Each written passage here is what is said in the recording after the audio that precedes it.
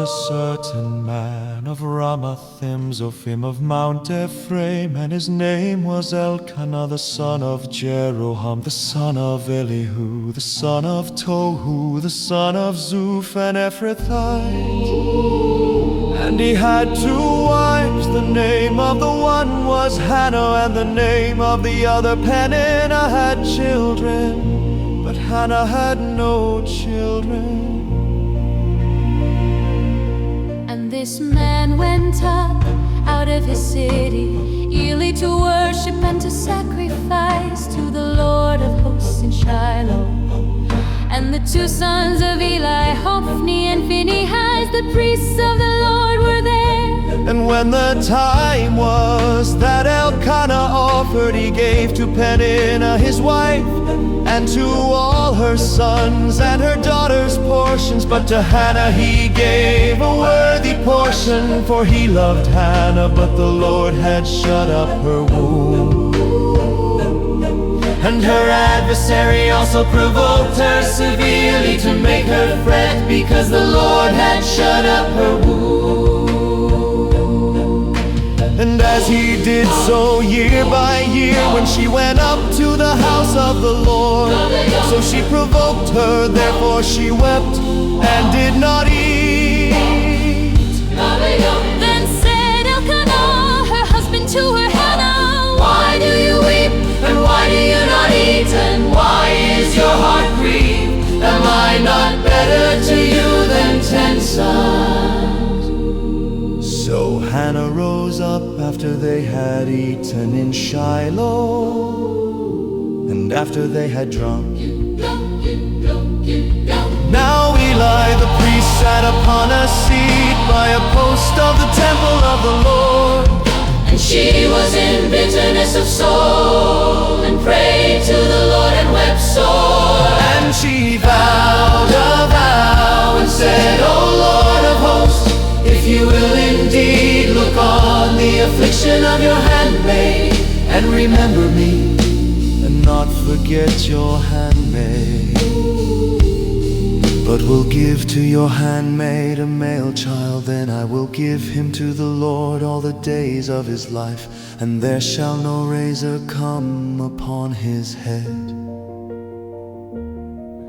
And it happened as she continued praying before the Lord, that Eli mocked her mouth. Now Hannah, she spoke in her heart, only her lips moved, but her voice was not heard. Therefore Eli thought she had been drunk.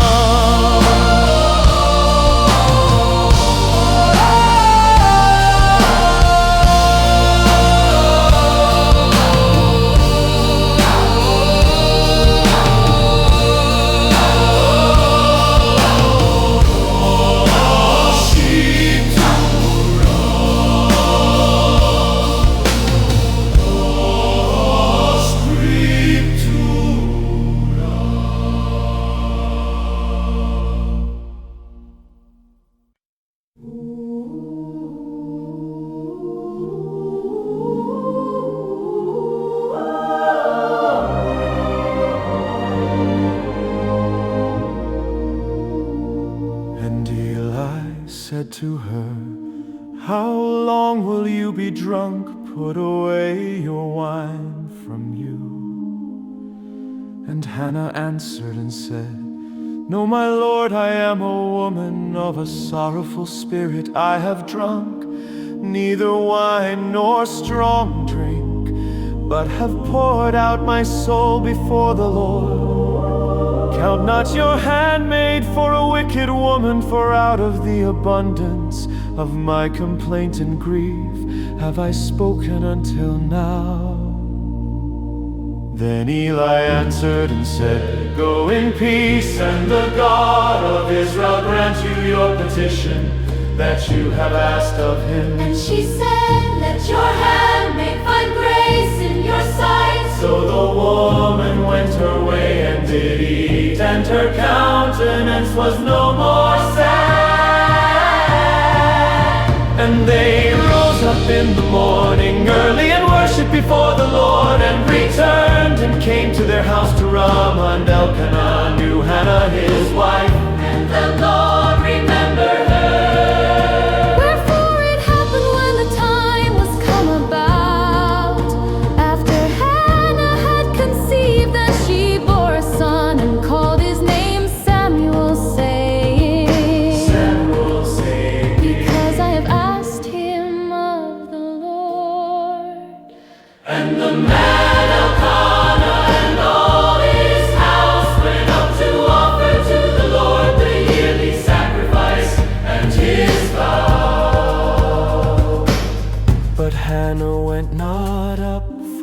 said to her husband, I will not go up until the child be weaned, and then I will bring him, that he may appear before the Lord, and there abide forever. And Elkanah, her husband, said to her, do what seems you could stay until you weaned him. Only the Lord establish his word. So the woman abode and gave her son suck, until she weaned him. and when she had weaned him, she took him up with her, with 3 bullocks and 1 ephah of flour and a bottle of wine, and brought him to the house of the Lord in Shiloh, and the child was young. And they slew a bullock and brought the child to Eli. And she said, Oh my Lord, as your soul lies, my Lord, I am the woman that stood by you here, praying to the Lord. For this child I prayed, and the Lord has given me my petition, which I asked of him. Therefore also I have lent him to the Lord. As long as he lives, he shall be lent to the Lord. And he worshiped the Lord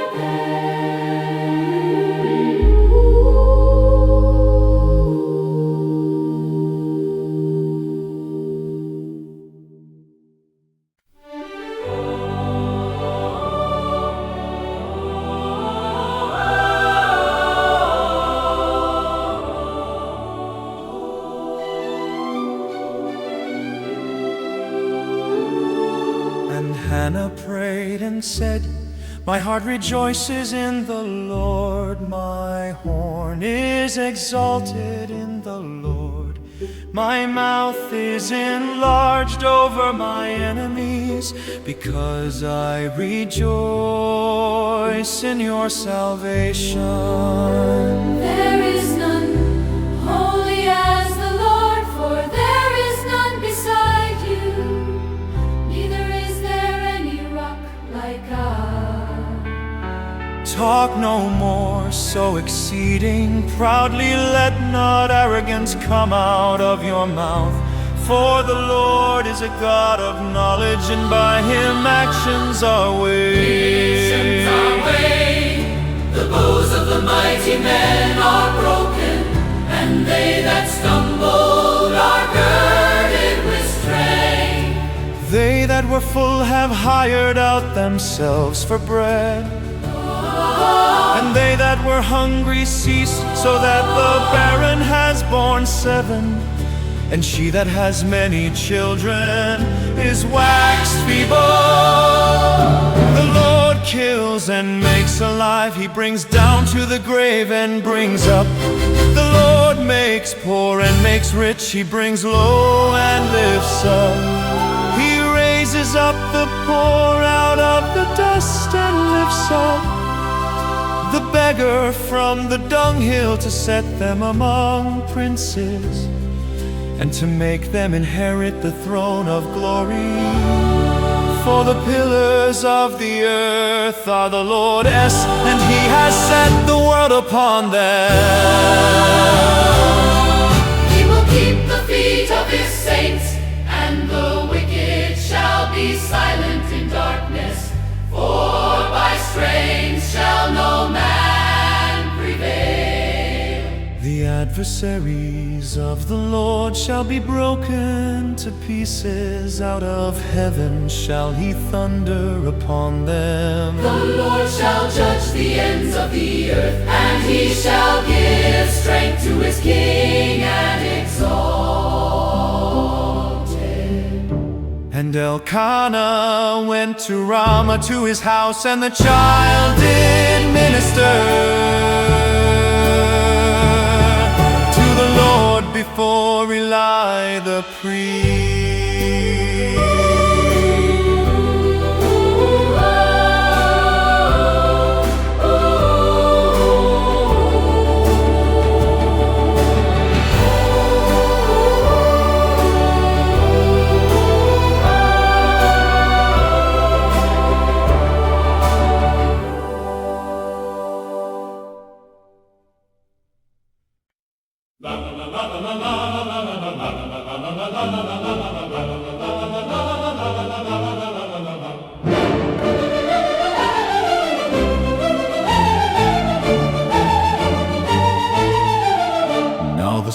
sons of Eli were wicked men, they did not know the Lord.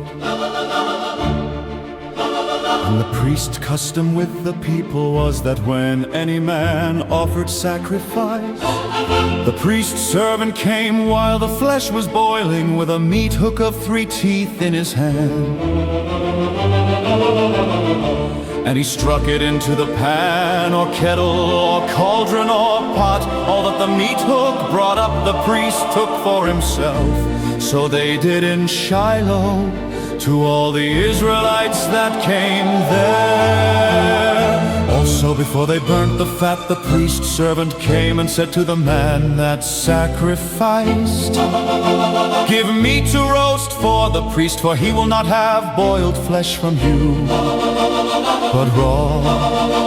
And if any man said to him, "Let them not fail to burn the fat first, and then take as much as your soul desires," then he would answer him, "No, but you shall give it me now, and if not, I will take it by force."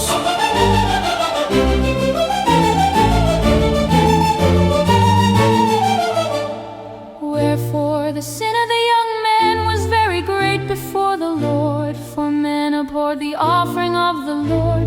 But Samuel ministered before the Lord, being a child clothed with a linen ephod. Moreover, his mother made him a little coat and brought it to him from year to year, when she came up with her husband to offer the yearly sacrifice. And Eli blessed Elkanah and his wife, and said, "The Lord give you offspring of this woman for the loan which is lent to the Lord." And they went to their own home. And the Lord visited Hannah so that she conceived and bore 3 sons and 2 daughters. And the child Samuel grew before the Lord. Now Eli was very old, and heard all that his sons did to all Israel, and how they lay with the women that assembled at the door of the tabernacle of the congregation. And he said to them, "Why do you such things? For I hear of your evil dealings by all this people." "No, my sons, for it is no good report that I hear you make the Lord's people to transgress.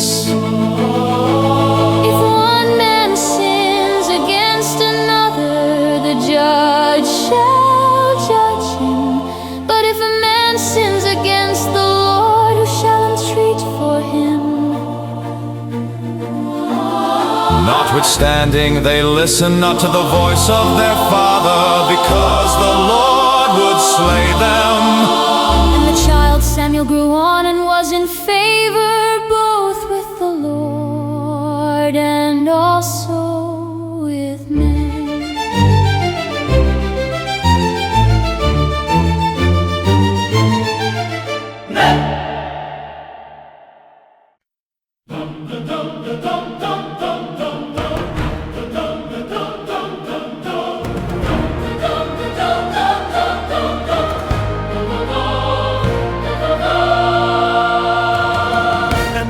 Came a man of God to Eli and said to him, "Thus says the Lord, did I plainly appear to the house of your father when they were in Egypt in Pharaoh's house? And did I choose him out of all the tribes of Israel to be my priest, to offer upon my altar, to burn incense, to wear an ephod before me? And did I give to the house of your father all the offerings made by fire of the children of Israel? I kick you at my sacrifice and at my offering, which I have commanded in my habitation, and honor your sons above me, to make yourselves fat with the chief of all the offerings of Israel, My people. Wherefore the Lord God of Israel says, I said indeed that your house and the house of your father should walk before me forever.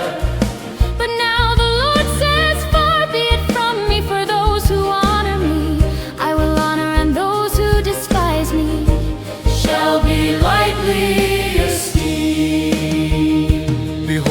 days come that I will cut off your arm and the arm of your father's house, that there shall not be an old man in your house. Then you shall see an enemy in my habitation, in all the wealth which God shall give Israel, and there shall not be an old man in your house forever. And the man of yours, whom I shall not cut off from my altar, shall be to consume your eyes and to grieve your heart, and all the increase of your house shall die in the flower of their age. And this shall be a sign to you that shall come upon your two sons, on Hophni and Phinehas, in one day. They shall die, both of them. and I will raise me up a faithful priest that shall do according to that which is in my heart and in my mind. And I will build him a sure house, and he shall walk before my anointed forever.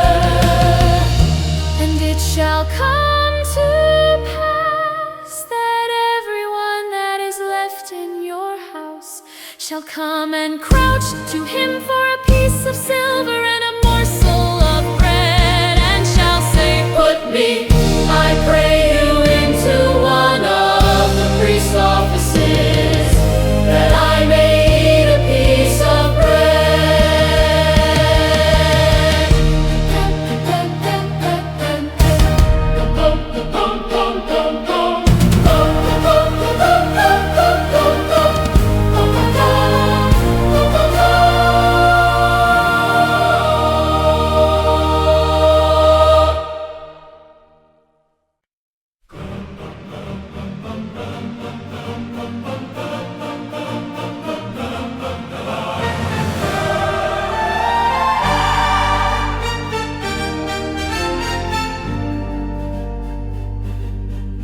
And the child Samuel ministered to the Lord before Eli.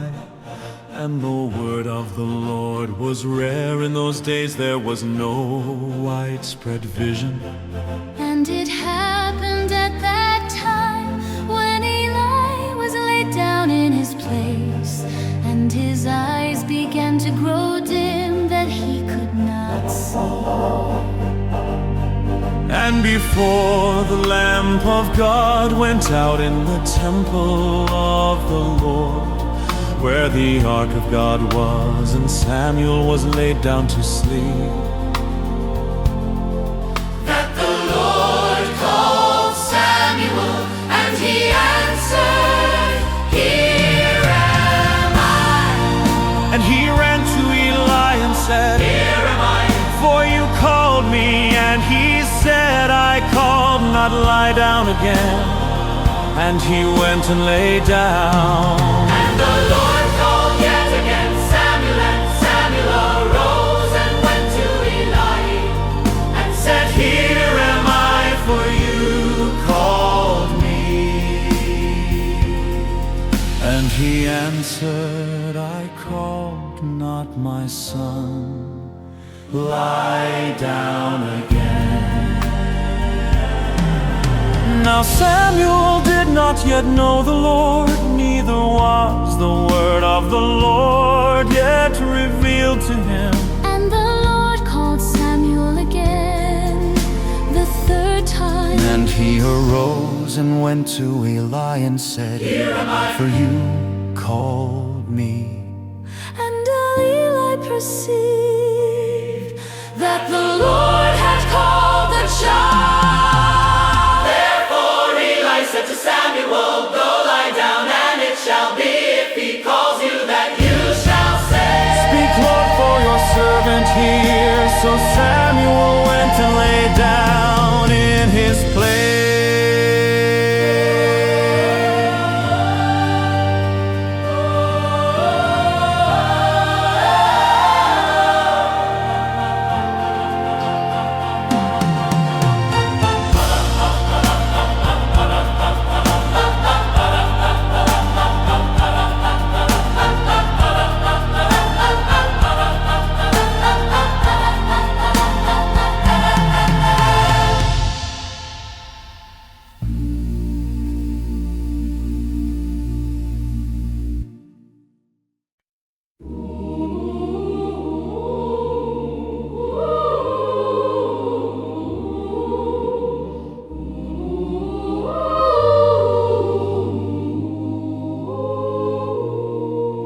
Then the Lord came and stood and called, as at other times, Samuel, Samuel. Then Samuel answered, Speak, for your servant hears. And the Lord said to Samuel, Behold, I will do a thing in Israel, at which both the ears of everyone that hears it shall tingle. In that day I will perform against Eli all things which I have spoken concerning his house. When I begin, I will also make an end. For I have told him that I will judge his house forever for the iniquity which he knows, because his sons made themselves vile, and he restrained them not. And therefore I have sworn to the house of Eli that the iniquity of Eli's house shall not be purged with sacrifice nor offering forever. And Samuel lay until the morning and opened the doors of the house of the Lord. And Samuel feared to show Eli the vision. Then Eli called Samuel and said, Samuel, my son. And he answered, Here am And he I. said, What is the thing that the Lord has said to you? I pray you, hide it not from me. God, do so to you. And more also, if you hide anything from me of all the things that he said to you. And Samuel told him every whit and hid nothing from him. And he said, It is the Lord, let him do what seems him good. And Samuel grew, and the Lord was with him, and did let none of his words fall to the ground. And all Israel from Dan even to Beersheba knew that Samuel was established to be a prophet of the Lord.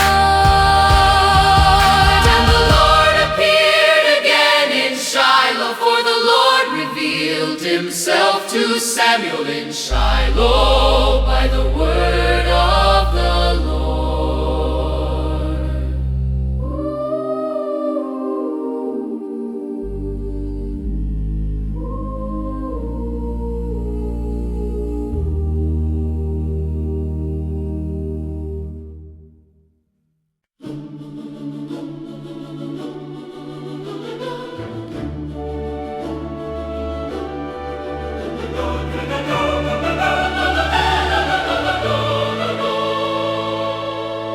And the word of Samuel came to all Israel.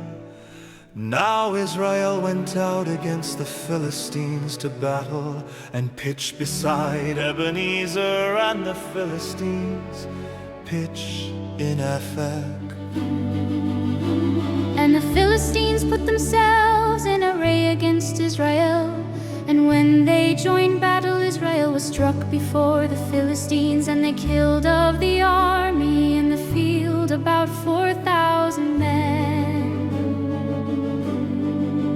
And when the people were come into the camp, the elders of Israel said, Why has the Lord struck us today before the Philistines? Let us fetch the ark of the covenant of the Lord out of Shiloh to us, that when it comes among us, it may save us out of the hand of our enemies. So the people sent to Shiloh, that they might bring from there the ark of the covenant of the Lord of hosts, which dwells between the cherubims. And the two sons of Eli, Hophni and Phinehas, were there with the ark of the covenant of God. And when the ark of the covenant of the Lord came into the camp, all Israel shouted with a great shout, so that the earth rang again. Philistines heard the noise of the shout, they said, "What means the noise of this great shout in the camp of the Hebrews?" And they understood that the ark of the Lord was coming to the camp. And the Philistines were afraid, for they said, "God is coming to the camp." And they said, "Woe to us, for there has not been such a thing before this." Woe to us, who shall deliver us out of the hand of these mighty gods? These are the gods that struck the Egyptians with all the plagues in the wilderness.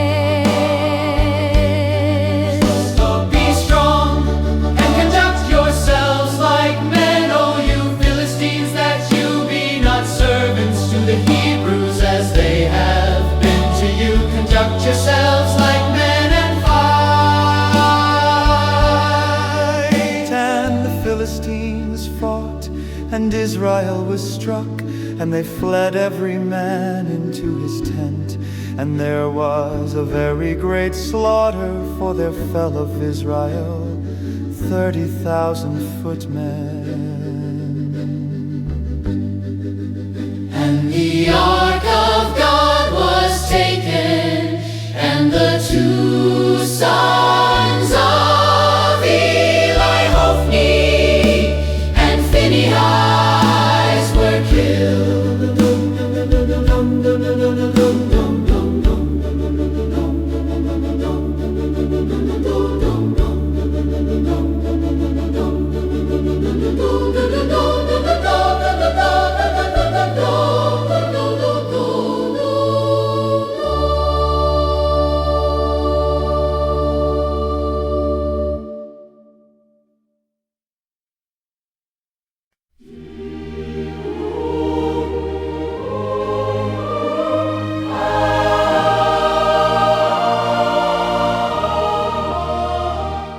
And there ran a man of Benjamin out of the army the same day, and came to Shiloh with his clothes torn, and with earth upon his head. And when he came, behold, Eli sat upon a seat by the wayside, watching for his heart trembled for the ark of God. And when the man came into the city and told it all, the city cried out. And when Eli heard the noise of the crying, he said, "What means the noise of this tumult?" And the man came in hastily and told Eli.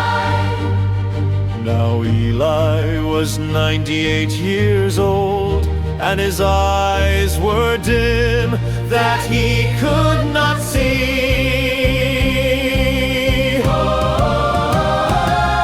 And the man said to Eli, "I'm he who came out of the army, and I fled today out of the army."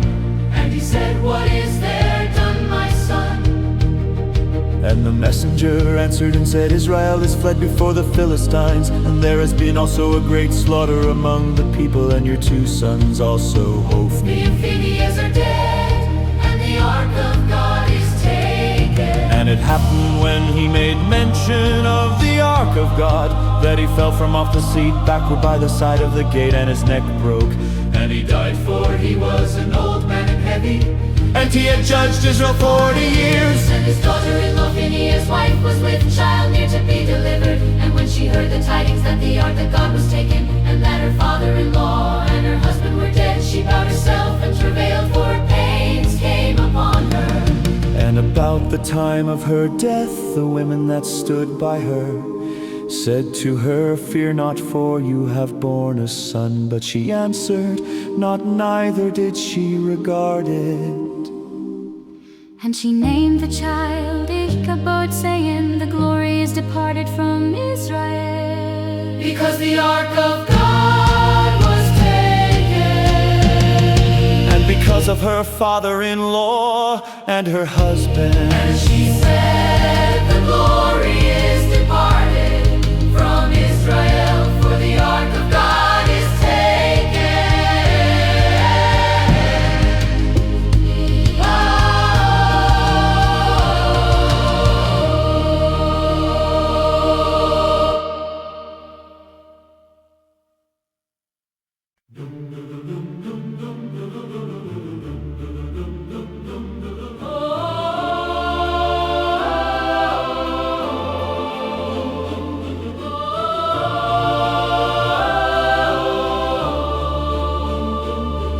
And the Philistines took the ark of God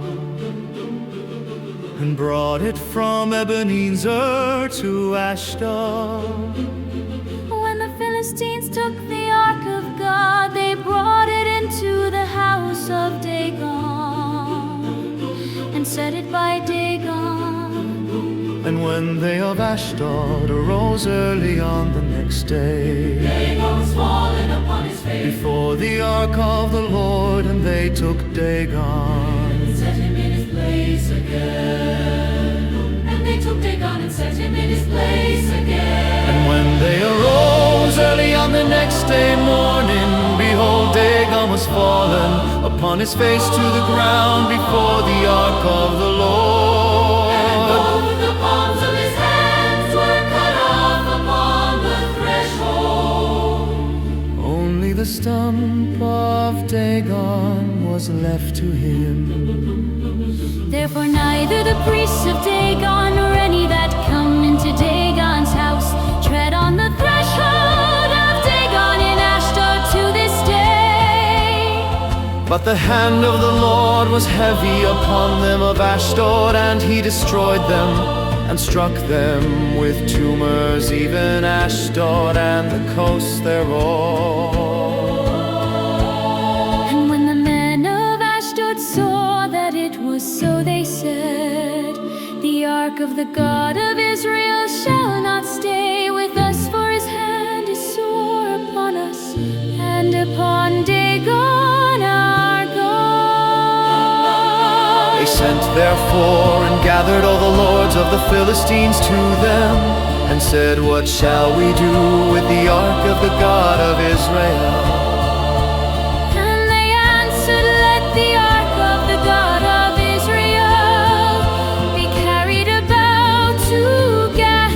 And they carried the ark of the God of Israel there. It was so that after they had carried it about, the hand of the Lord was against the city with a very great destruction. And he struck the men of the city, both small and great. And they had tumors in their private parts. Therefore they sent the ark of God to Ekron. And it happened as the ark of God Came to Ekron that the Ekronites cried out, saying, they have brought about the ark of the God of Israel to us to kill us and our people. So they sent and gathered together all the lords of the Philistines, and said, send away the ark of the God of Israel. And let it go again to its own place, that it kill us not and our people. For there was a deadly destruction throughout all the city. The hand of God was very heavy there. And the men that died not were struck with the tumors. And the cry of the city went up to heaven.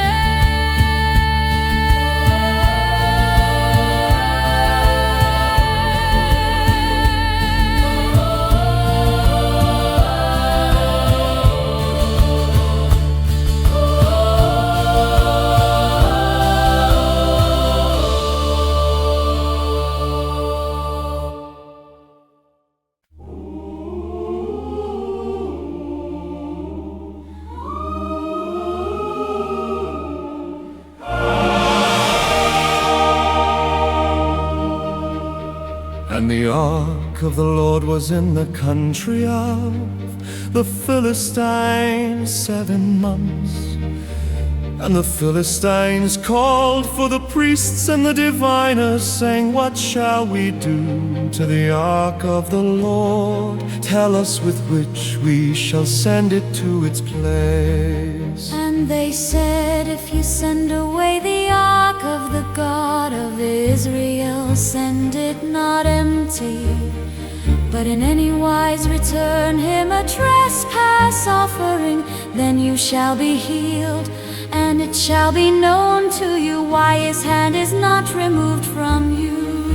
Then said they, "What shall be the trespass offering which we shall return to him?" They answered, 5 golden tumors and 5 golden mice, according to the number of the lords of the Philistines.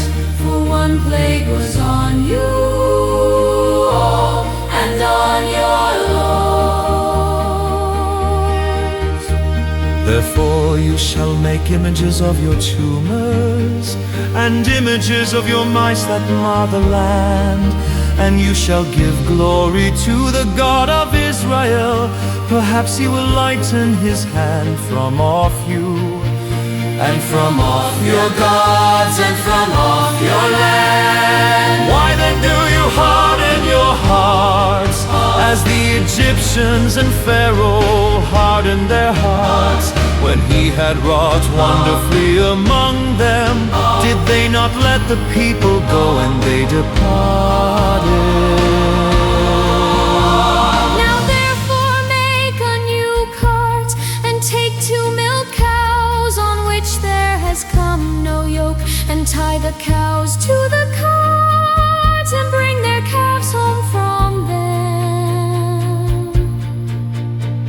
And take the ark of the Lord, and lay it upon the cart, and put the jewels of gold which you return him for a trespass offering in a box by the side of it, and send it away, that it may go. And see if it goes up by the way of its own coast to Beth Shemesh, then he has done us this great evil. But if not, then we shall know that it is not his hand that sprung up. It was a chance that happened to us.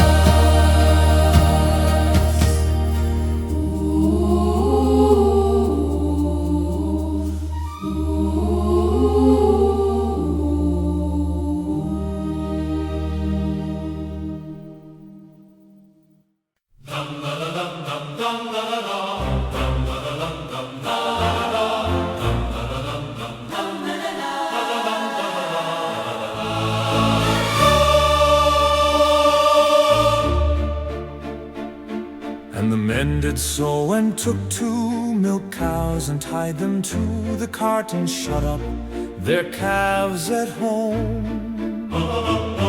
And they laid the ark of the Lord upon the cart, and the box with the mice of gold, and the images of their tumors. And the cows took the straight way to the way of Beth Shemesh, and went along the highway lowing as they went, and turned not aside to the right hand or to the left. And the lords of the Philistines went after them to the border of Beth Shemesh. And they of Beth Shemesh were reaping their wheat harvest in the valley, and they lifted up their eyes and saw the ark, and rejoiced to see it. And the cart came into the field of Joshua, a Beth Shemite, and stood there where there was a great stone. And they split the wood of the cart, and offered the cows a burnt offering to the Lord. And a love offering to the Lord. And the Levites took down the ark of the Lord, and the box that was with it wherein the jewels of gold were, and put them on the great stone. And the man of Beth-Shemesh offered burnt offerings and sacrifice the same day to the Lord. And when the 5 lords of the Philistines had seen it, they returned to Ekron the same day. And these are the golden tumors which the Philistines returned, for a trespass offering to the Lord. For Ashdod 1, for Gaza 1, For Ascalon 1, for Gath 1, for Ekron 1. and the golden mice according to the number of all the cities of the Philistines, belonging to the 5 lords, both of fenced cities and of country villages, even to the great stone of Abel, whereon they set down the ark of the Lord, which stone remains to this day in the field of Joshua. And he struck the men of Beth-Shemesh because they had looked into the ark of the Lord. Even he struck of the people 50,070 men. And the people lamented because the Lord had struck many of the people with a great slaughter. And the men of Beth-Shemesh said, who is able to stand before this holy Lord God? And to whom shall he go up from us? And they sent messengers to the inhabitants of Kiriath-Jearim, saying, the Philistines have brought again the ark of the Lord. Come down and fetch it up to you.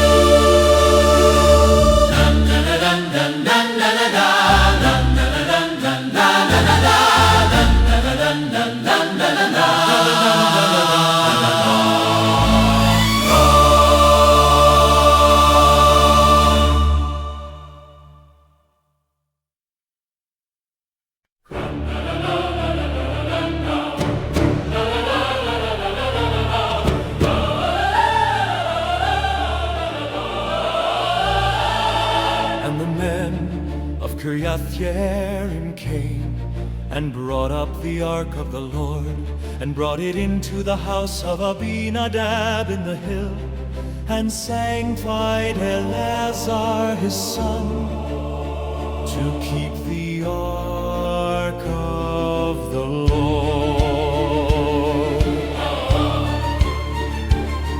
And it happened while the ark stayed in Kiriath-Jearim that the time was long, for it was 20 years, and all the house of Israel lamented after the Lord. And Samuel spoke to all the house of Israel, saying, if you return to the Lord with all your hearts, then put away the strange gods and Ashtaroth from among you, and prepare your hearts to the Lord and serve him only, and he will deliver you out of the hand of the Philistines. Then the children of Israel did put away Baalim and Ashtaroth, and serve the Lord only.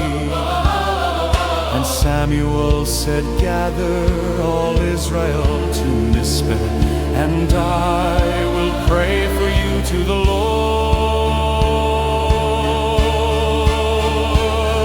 And they gathered together to Mizpeh, and drew water, and poured it out before the Lord, and fasted on that day, and said that we have sinned against the Lord.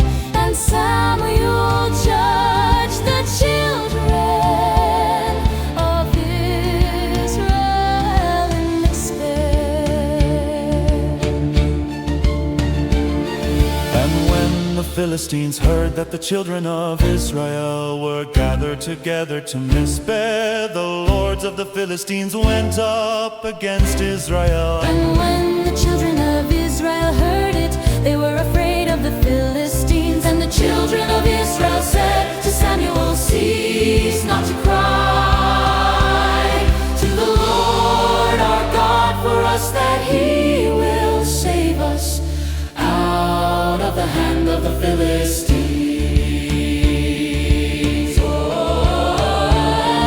And Samuel took a sucking lamb and offered it for a burnt offering holy to the Lord. And Samuel cried to the Lord for Israel, and the Lord heard him.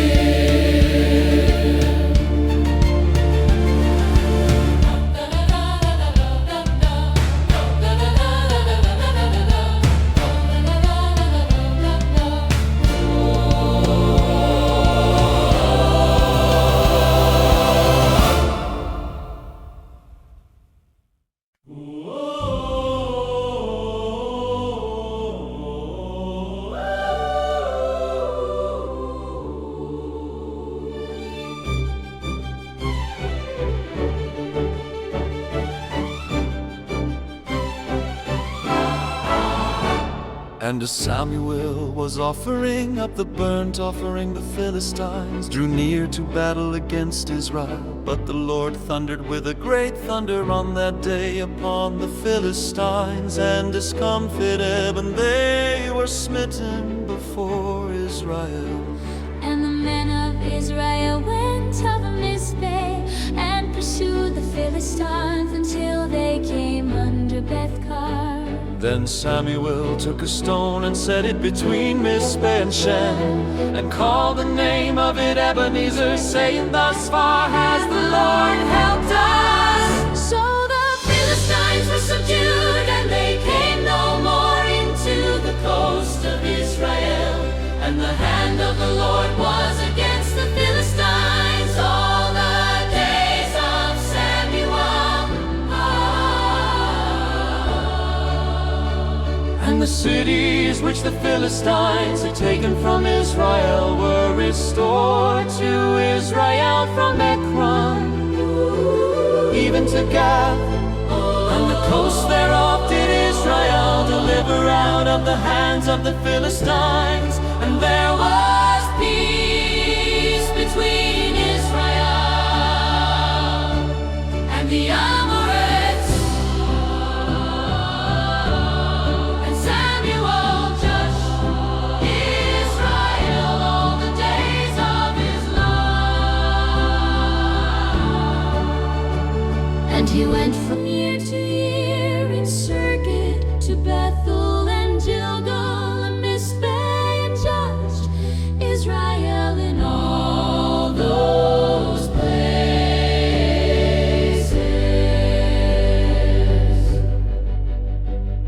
And his return was to Ramah, for there was his house. And there he judged Israel, and there he built an altar to the Lord.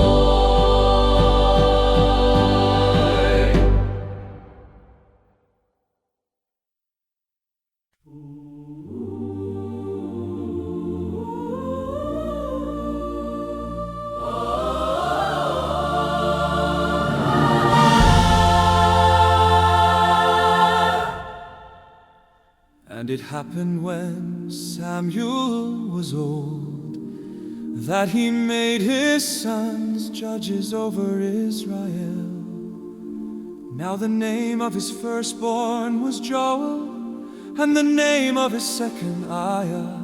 They were judges in Beersheba. And his sons did not walk in his ways, but turned aside after lucre, and took bribes and perverted judgment. Then all the elders of Israel gathered themselves together, and came to Samuel to Ramah, And said to him, Behold, you are old, and your sons walk not in your ways. Now make us a king to judge us like all the nations. But the thing displeased Samuel when they said, Give us a king to judge us. And Samuel prayed to the Lord. And the Lord said to Samuel, listen to the voice of the people in all that they say to you, for they have not rejected you, but they have rejected me, that I should not reign over them. According to all the works which they have done, since the day that I brought them up out of Egypt, even to this day with which they have forsaken me and served other gods, so do they also to you. Now therefore listen to their voice, however yet protest solemnly to them, and show them the manner of the king that shall reign over them.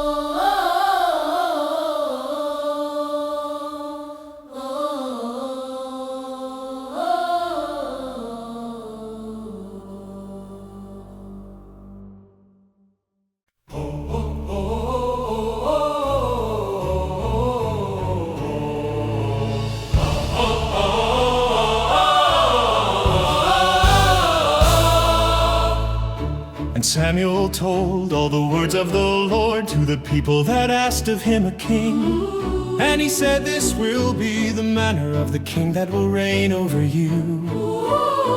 He will take your sons and appoint them for himself, for his chariots, and to be his horsemen, and some will run before his chariot. And he will appoint him captains over thousands and captains over 50s, and will set them to plow his ground and to reap his harvest, and to make his instrument of war and his chariots. And he will take your daughters to be perfumers, and to be cooks, and to be bakers. And he will take your fields and your vineyards and your olives, even the best of them, and give them to his servants. And he will take the tenth of your grain and of your vineyards, and give to his officers and to his servants. And he will take your men servants and your maid servants and your finest young men and your donkeys, and put them to his work. He will take the tenth of your sheep, and you will be his sons. And you will cry out in that day because of your king, which you will have chosen for yourselves, and the Lord will not hear you in that day. Nevertheless, the people refused to obey the voice of Samuel. And they said, no, but we will have a king over us, that we also may be like all the nations, and that our king may judge us and go out before us and fight our battles.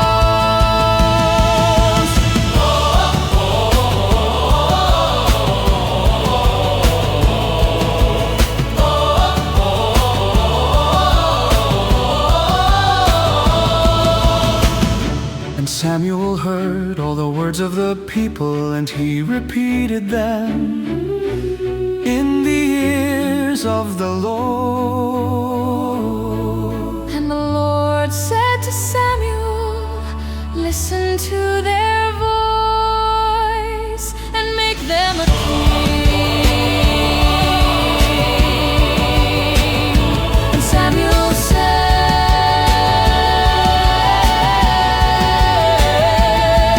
To the men of Israel, go you every man to his city.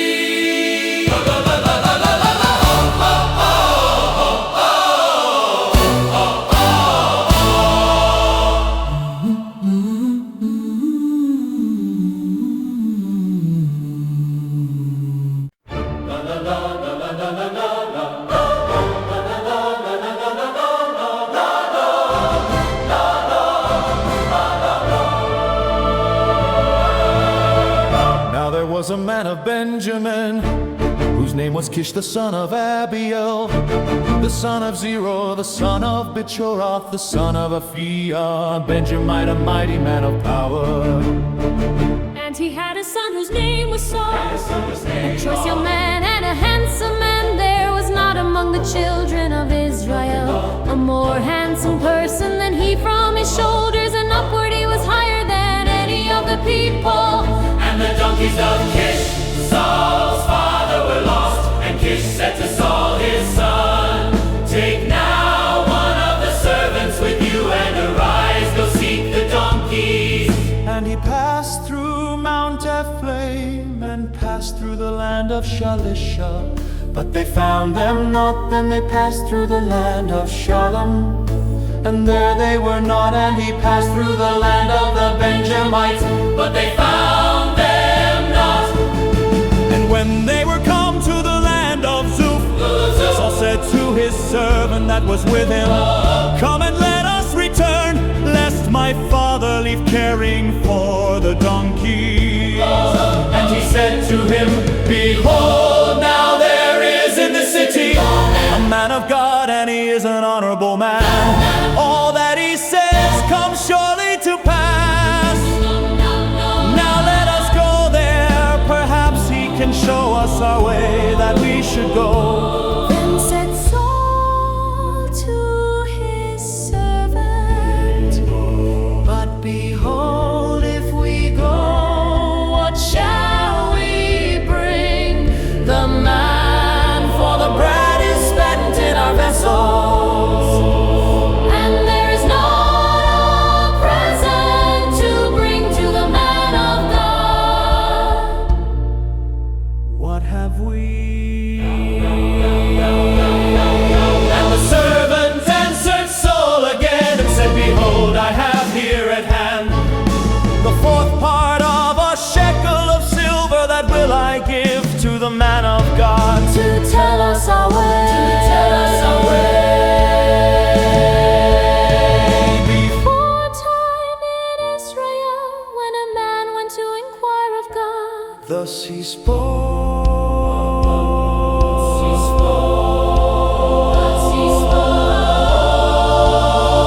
Come and let us go To the servant, "Well said, come, let us go."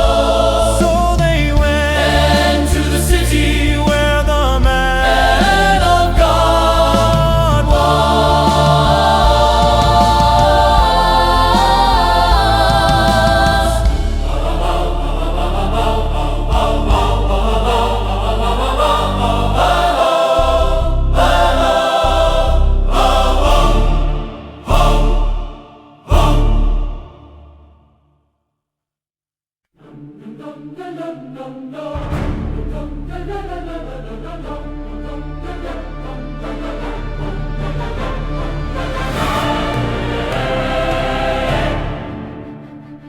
And as they went up the hill to the city, they found young maidens going out to draw water, and said to them, "Is the seer here?"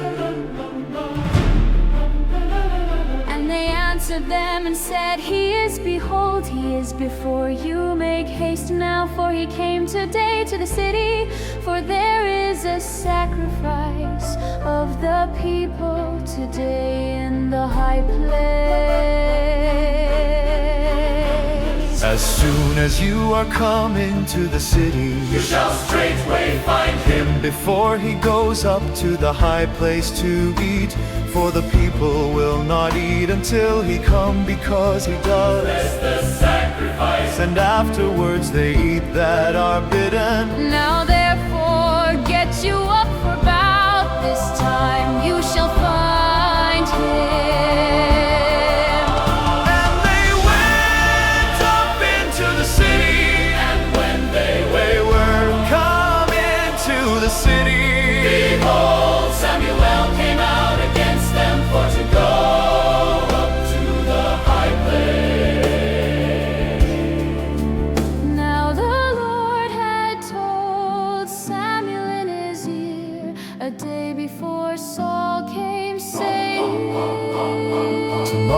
about this time I will send you a man out of the land of Benjamin.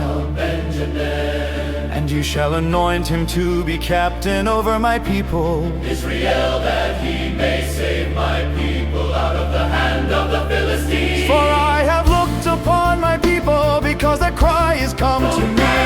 When someone saw the Lord said to him, Behold, the man whom I spoke to you of, this same shall reign over my people.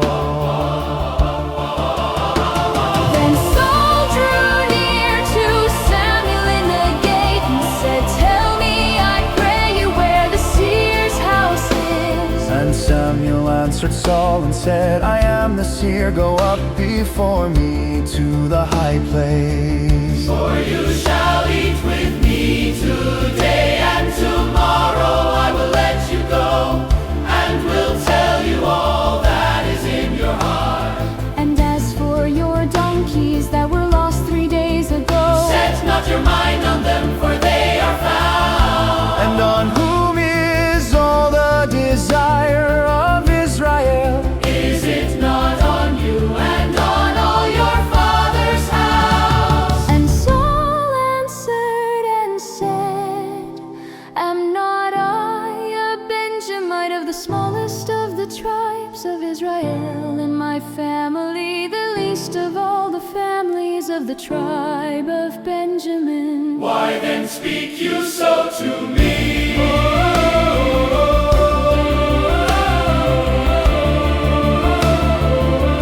Then speak you so to me.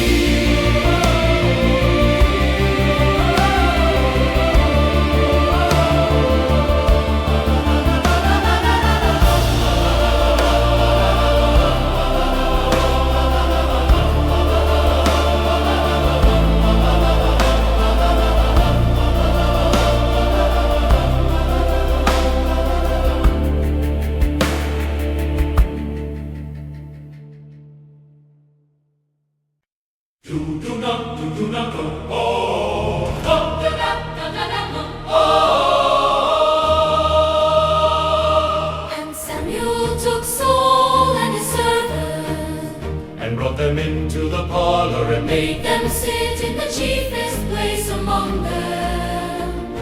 that were invited, which were about 30 persons. And Samuel said to the cook, Bring the portion which I gave you of, which I said to you, set it by you.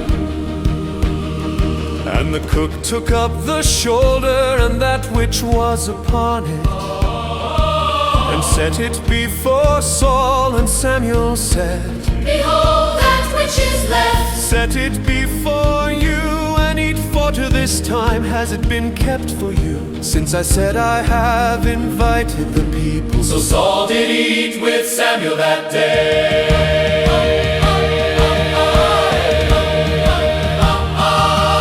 And when they were come down from the high place into the city, Samuel communed with Saul upon the top of the house. And they arose early, and it happened about the spring of the day. Samuel called Saul to the top of the house, saying, Up, that I may send you away.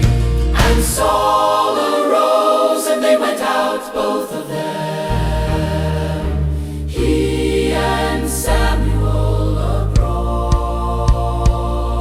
And as they were going down to the end of the city, Samuel said to Saul, Bid the servant pass on before us.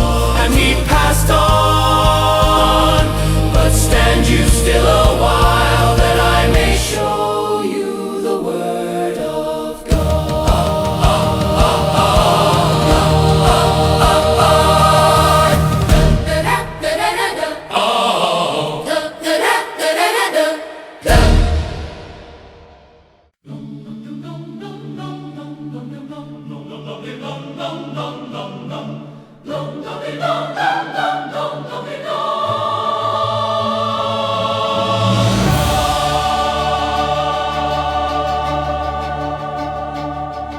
Then Samuel took a vial of oil and poured it upon his head, and kissed him and said, "Is it not because the Lord has anointed you to be captain over his inheritance?" When you are departed from me today, then you shall find 2 men by Rachel's sepulchre in the border of Benjamin and Zelzah, and they will say to you, "The donkeys which you went to seek are found, and behold, your father has left the care of the donkeys and sorrows for you, saying, What shall I do for my son?"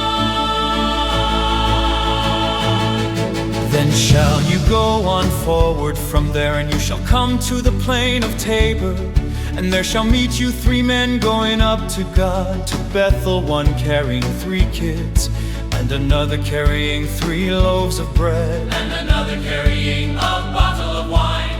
and they will salute you and give you 2 loaves of bread, which you shall receive of their hands. After that you shall come to the hill of God, where is the garrison of the Philistines. And it shall happen when you are come there to the city, that you shall meet a company of prophets coming down from the high place, With a psaltery and a tambourine, and a pipe and a harp before them, and they shall prophesy. And the Spirit of the Lord will come upon you, and you shall prophesy with them, and shall be turned into another man. And let it be when these signs are come to you,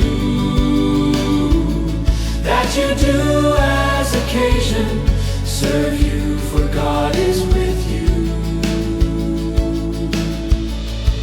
And you shall go down before me to Gilgal, and behold, I will come down to you to offer burnt offerings, and to sacrifice sacrifices of peace offerings. 7 days shall you wait until I come to you, and show you what you shall do. And it was so that when he had turned his back to go from Samuel, God gave him another heart. And all those signs happened that day. And when they came there to the hill, behold, a company of prophets met him, and the Spirit of God came upon him, and he prophesied among them. And it happened when all that knew him previously saw that, behold, he prophesied among the prophets. Then the people said one to another, "What is this that is come to the son of Kish's Saul?" Also among the prophets. And one of the same place answered and said, "But who is their father?" Therefore it became a proverb, "Is Saul also among the prophets?"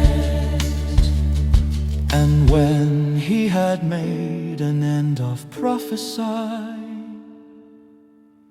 He came to the high place.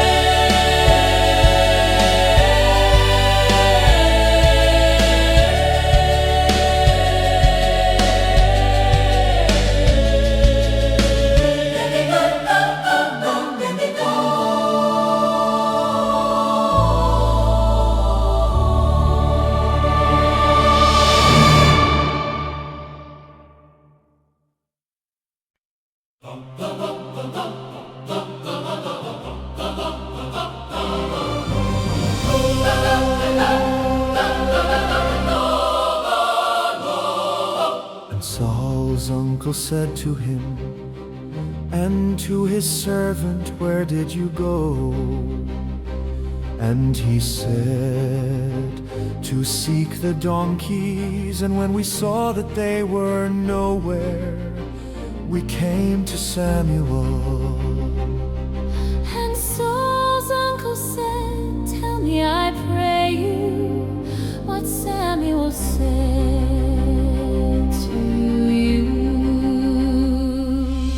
And Saul said to his uncle, "He told us plainly that the donkeys were found, but of the matter of the kingdom of which Samuel spoke, he told him not." And Samuel called the people together to the Lord to Mizpeh, And said to the children of Israel. Thus says the Lord God of Israel, I brought up Israel out of Egypt, and delivered you out of the hand of the Egyptians, and out of the hand of all kingdoms, and of them that oppressed you. And you have this day rejected your God, who himself saved you out of all your adversaries and your tribulations, and you have said to him, No, but set a king over us. now therefore present yourselves before the Lord by your tribes and by your thousands. And when Samuel had caused all the tribes of Israel to come near, the tribe of Benjamin was taken.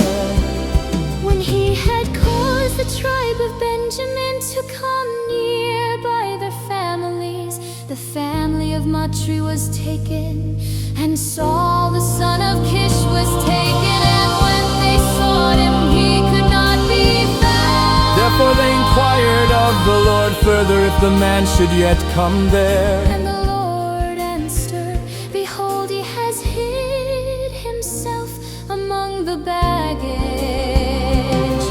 And they ran and fetched him from there, and when he stood among the people, he was higher than any of the people from his shoulders and upward. And Samuel said to all the people, see you him whom the Lord has chosen, that there is none like him among all the people. And all the people shouted and said, God save the king.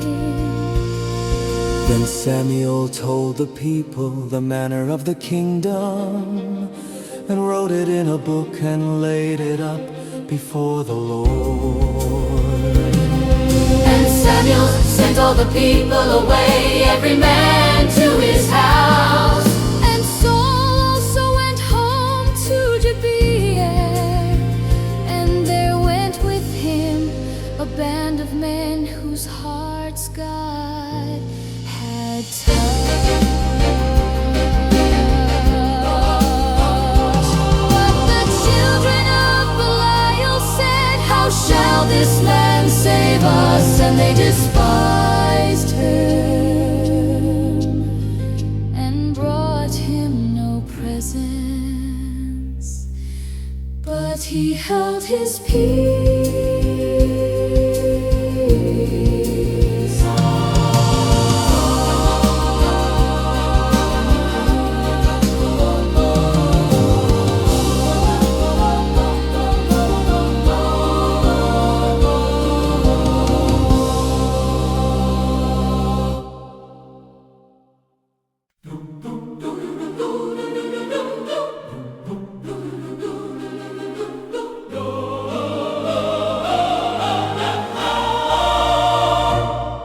Then Nahash the Ammonite came up and encamped against Jabesh Gilead. And all the men of Jabesh said to Nahash, make a covenant with us, and we will serve you. And Nahash the Ammonite answered them, on this condition will I make a covenant with you, that I may thrust out all your right eyes and lay it for a reproach upon Israel. And the elders of Jabesh said to him, give us 7 days respite, that we may send messengers to all the coasts of Israel. And then if there be no man to save us, we will come out to you. Then came the messengers to Gibeah of Saul, and told the tidings in the ears of the people, and all the people lifted up their voices and wept. And behold, Saul came after the herd out of the field, and Saul said, what ails the people that they weep? And they told him the tidings of the men of Jabesh. And the Spirit of God came upon Saul when he heard those tidings, and his anger was kindled greatly. And he took a yoke of oxen, and he wound them in pieces, and sent them throughout all the coasts of Israel by the hands of messengers, saying, whoever comes not forth after Saul and after Samuel, so shall it be done to his oxen? And the fear of the Lord fell on the people, and they came out with one consent. And when he numbered them in Bezek, the children of Israel were 300,000, and the men of Judah 30,000.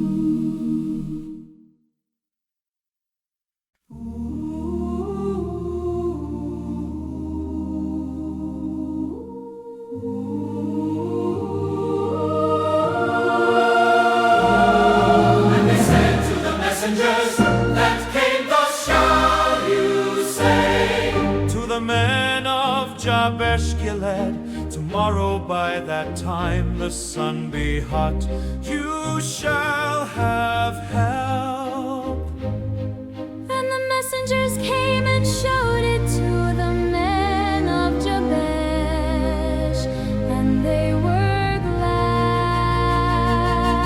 Therefore the men of Jabesh said, Tomorrow we will come out to you, and you shall do with us all that seems good to you. And it was so on the morrow that Saul put the people in 3 companies, and they came into the midst of the host in the morning watch and killed the Ammonites until the heat of the day. And it happened that they which remained were scattered, so that 2 of them were not left together. And the people said to Samuel, who is he that said, shall Saul reign over us? Bring the men that we may put them to death. And Saul said, there shall not a man be put to death this day, for today the Lord has wrought salvation in Israel. Then said Samuel to the people, come and let us go to Gilgal and renew the kingdom there. And all the people went to Gilgal, and there they made Saul king before the Lord in Gilgal. And there they sacrificed sacrifices of peace offerings before the Lord and their Saul. And all the men of Israel rejoiced greatly.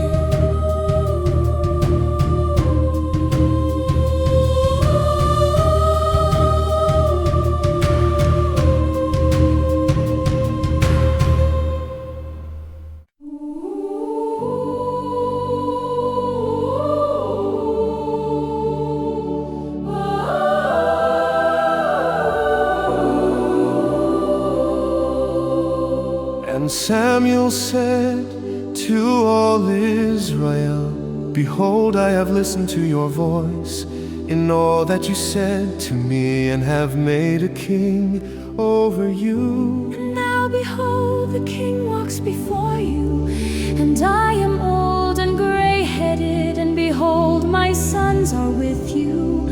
And I have walked before you from my childhood to this day. Behold, here I am witness against me before the Lord and before his anointed.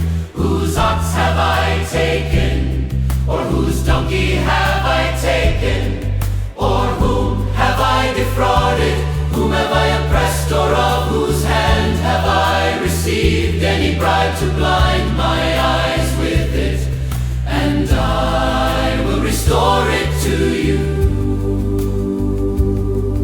And they said, you have not defrauded us nor oppressed us, neither have you taken anything of any man's hand. And he said to them, the Lord is witness against you, and his anointed is witness this day that you have not found anything in my hand.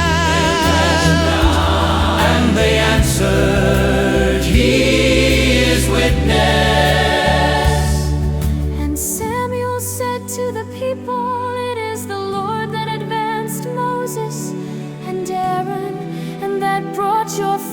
us up out of the land of Egypt. Now therefore stand still, that I may reason with you before the Lord of all the righteous acts of the Lord, which he did to you and to your fathers. When Jacob was come into Egypt, and your fathers cried to the Lord, then the Lord sent Moses and Aaron, which brought forth your fathers out of Egypt, and made them dwell in this place.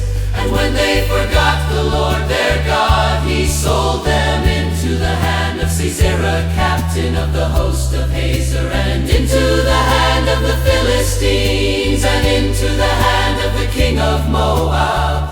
And they fought against them, And they cried to the Lord, and said, We have sinned, because we have forsaken the Lord and have served Baalim and Ashtaroth. But now deliver us out of the hand of our enemies, and we will serve you.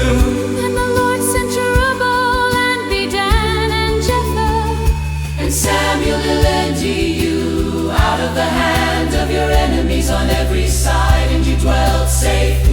And when you saw that Nahash, the king of the children of Ammon, came against you, You said to me, No but a king shall reign over us, when the Lord your God was your king.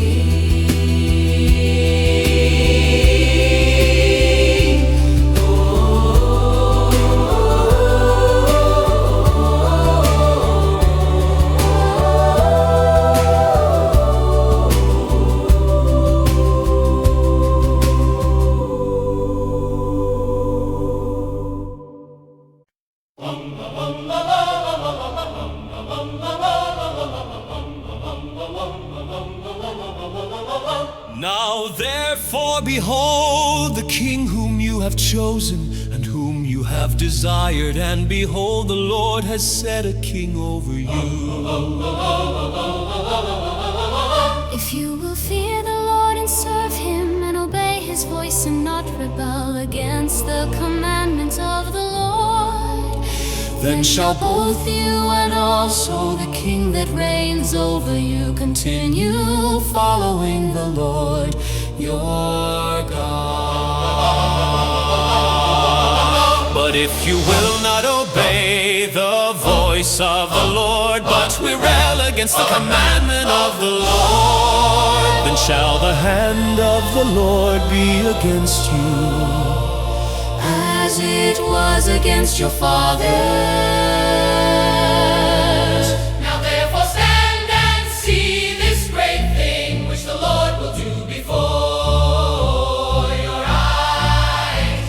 Is it not wheat harvest today? I will call to the Lord, And he shall send thunder and rain, that you may perceive and see that your wickedness is great, which you have done in the sight of the Lord in asking you. So Samuel called to the Lord, and the Lord sent thunder And rain that day, and all the people greatly feared the Lord and Samuel.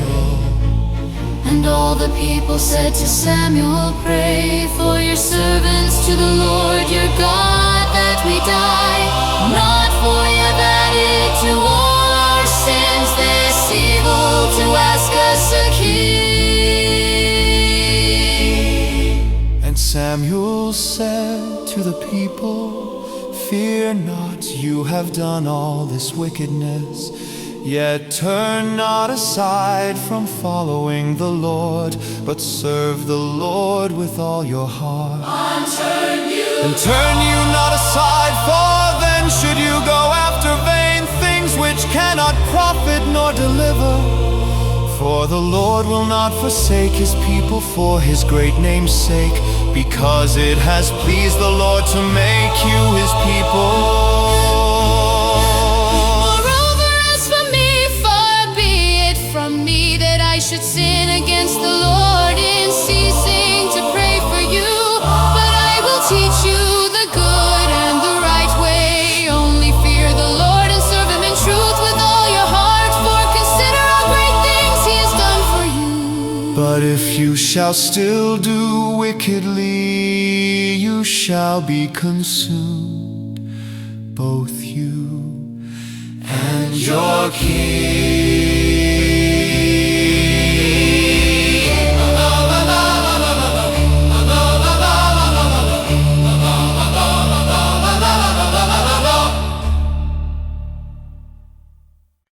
Saul reigned 1 year, and when he had reigned 2 years over Israel,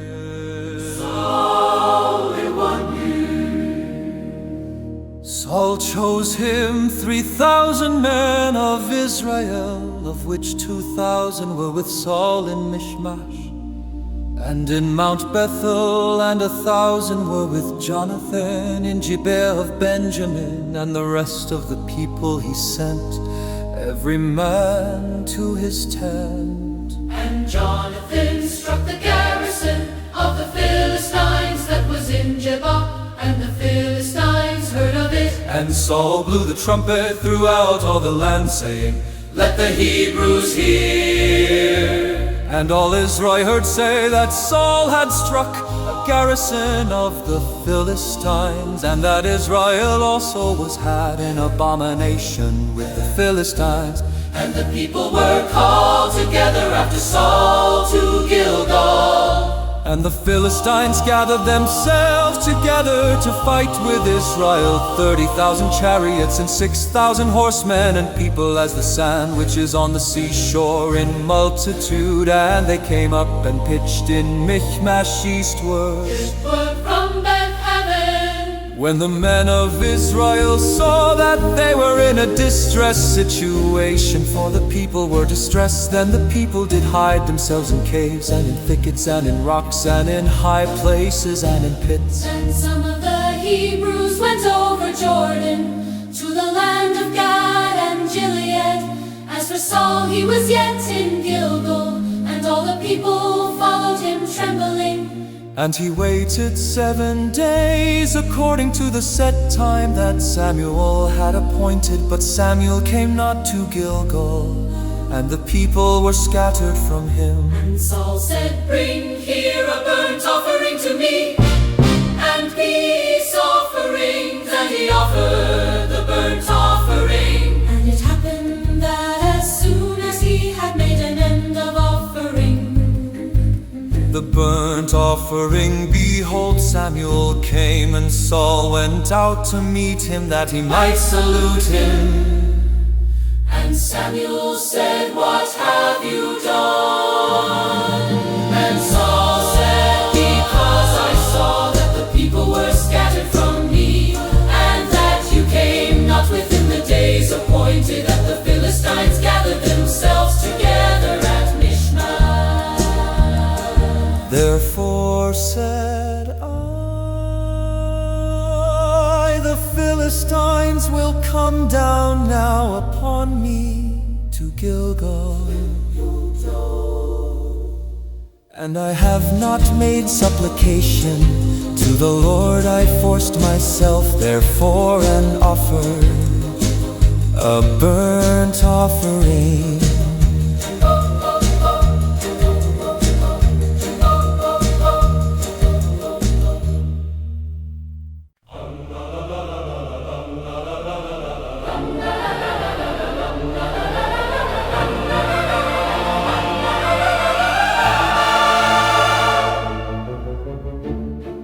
Samuel said to Saul, "You have done foolishly, you have not kept the commandment of the Lord your God, which he commanded you.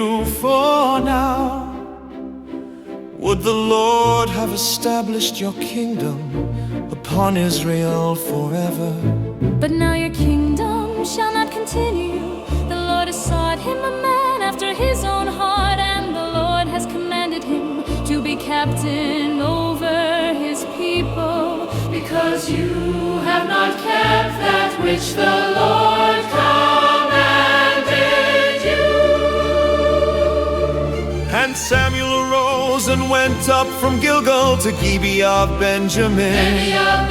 And Saul numbered the people that were present with him, about 600 men. 600 And Saul and Jonathan his son, and the people that were present with them, stayed in Gibeah of Benjamin, but the Philistines encamped in Michmash.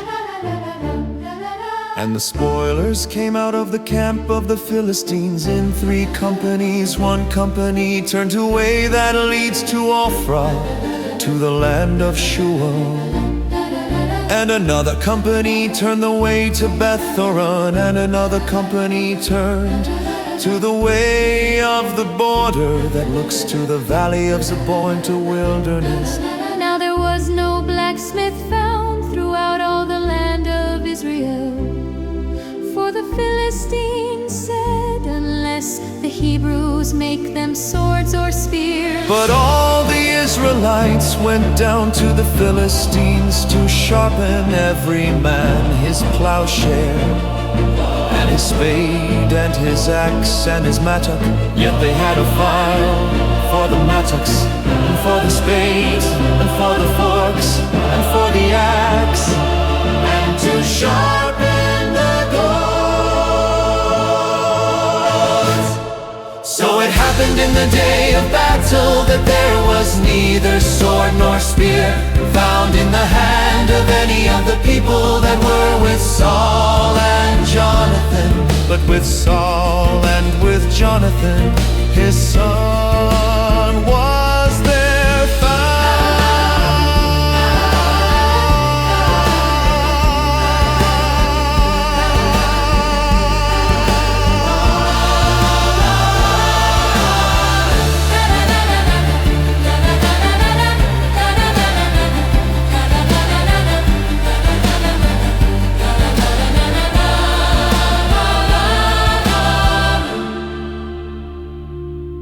And the garrison of the Philistines went out to the passage of Mishmah.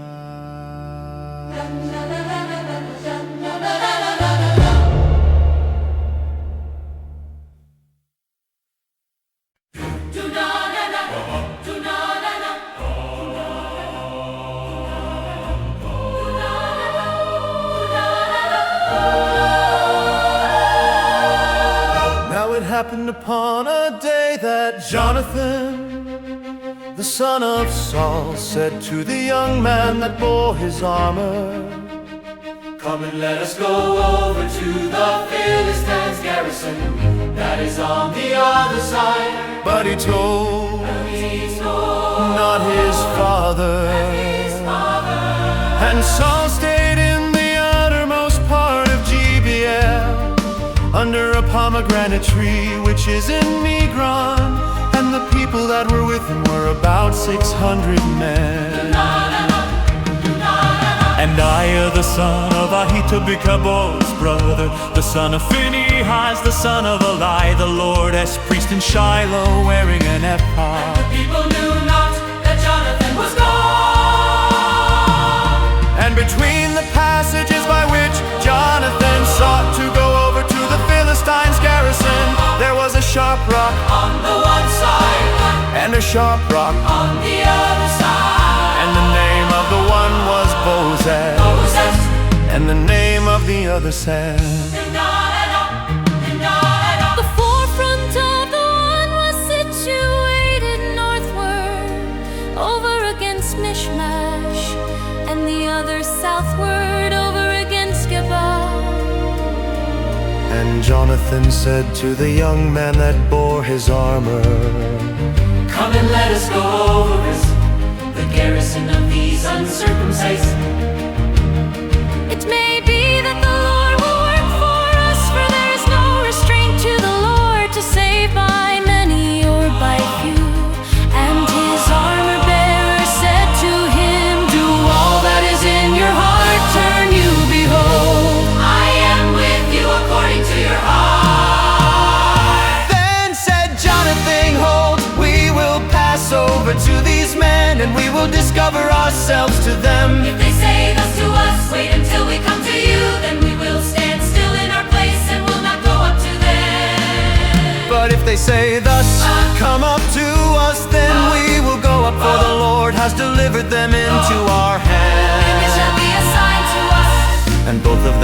delivered themselves to the garrison of the Philistines. And the Philistines said, behold, the Hebrews come forth out of the homes where they had hid themselves.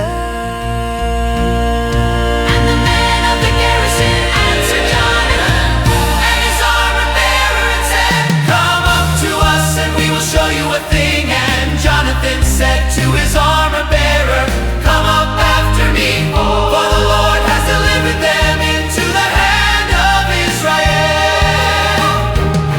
And Jonathan climbed up upon his hands and upon his feet, and his armor-bearer after him, and they fell before Jonathan, and his armor-bearer killed after him.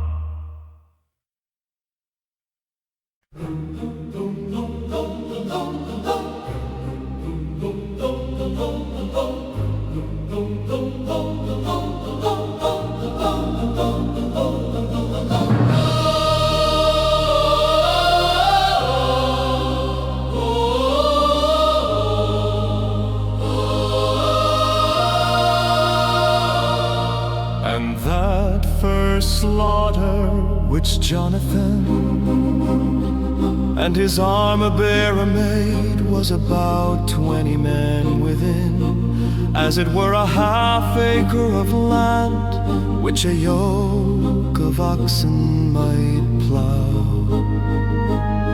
and there was trembling in the host in the field, and among all the people, the garrison and the spoilers, they also trembled, and the earth quaked. So it was a very great trembling.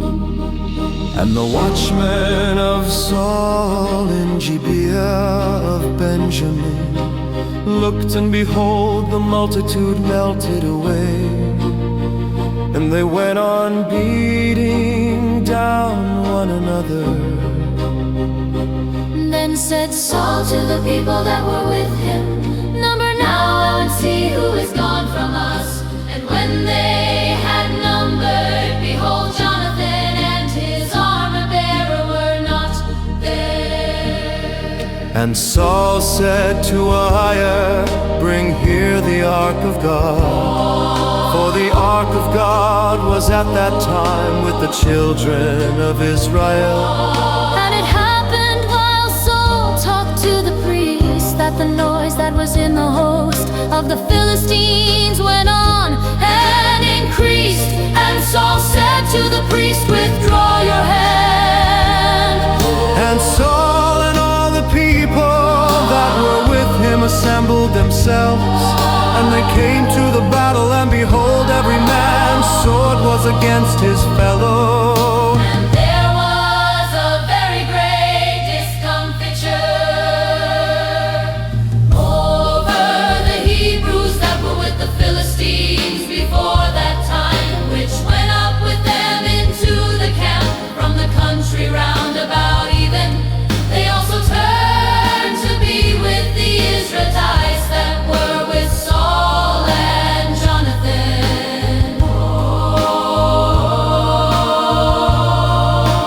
Likewise all the men of Israel which had hid themselves in Mount Ephraim, when they heard that the Philistines fled, even they also followed hard After them in the battle. So the Lord saved Israel that day, and the battle passed over to Beth-aven.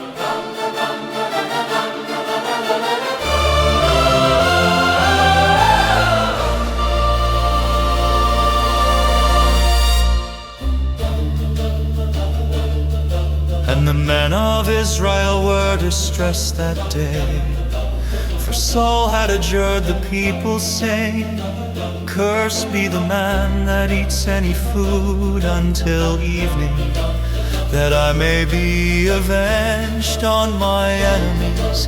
So none of the people tasted any food. And all they of the land came to a wood, and there was honey upon the ground. And when the people were come into the wood, behold, the honey dropped, but no man put his hand to his mouth, for the people feared the oath. But Jonathan heard not when his father charged the people with the oath. Therefore he put forth the end of the rod that was in his hand, and dipped it in a honeycomb, and put his hand to his mouth, and his eyes were enlightened. Then answered one of the people and said, "Your father strictly charged the people with an oath, saying, 'Cursed be the man that eats any food this day.' And the people were faint." Then said Jonathan, "My father has troubled the land. See, I pray you, how my eyes have been enlightened, because I tasted a little of this honey. How much more if perhaps the people had eaten freely today of the spoil of their enemies, which they found, for had there not been now a much greater slaughter among the Philistines." And they struck the Philistines that day from Michmash to Aijalon, and the people were very faint. And the people flew upon the spoil, and took sheep and oxen and calves, and killed them on the ground. And the people ate them with the blood. Then they told Saul, saying, "Behold, the people sin against the Lord, in that they eat with the blood." And he said, "You have transgressed. Roll a great stone to me this day." And Saul said, "Disperse yourselves among the people, and say to them, Bring me here every man his ox, and every man his sheep, and kill them here, and eat and sin not against the Lord in eating with the blood." And all the people brought every man his ox with him that night, and killed them there.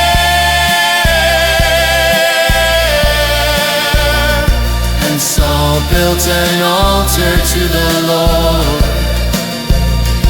The same was the first altar that he built to the Lord.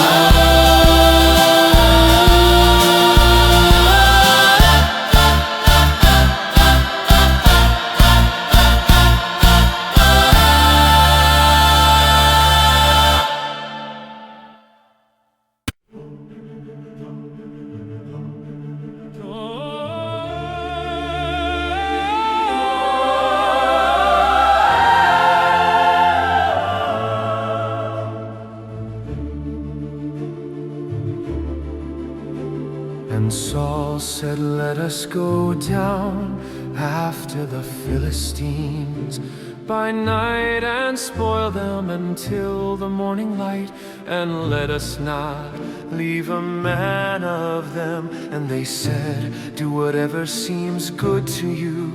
Then the priest said, "Let us draw near here to God." Saul asked counsel of God, "Shall I go down after the Philistines? Will you deliver them into the hand of Israel?" But he answered him not that day.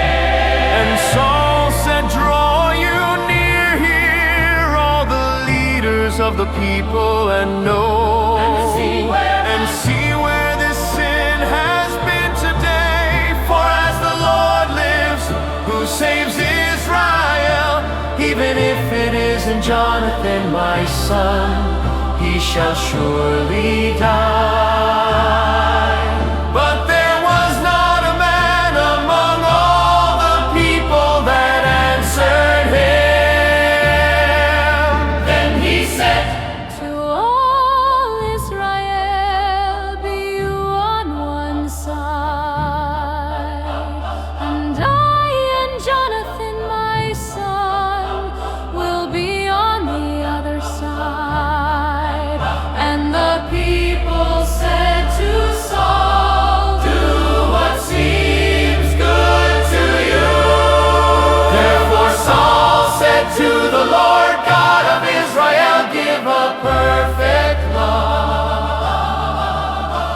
And Saul and Jonathan were taken, but the people escaped.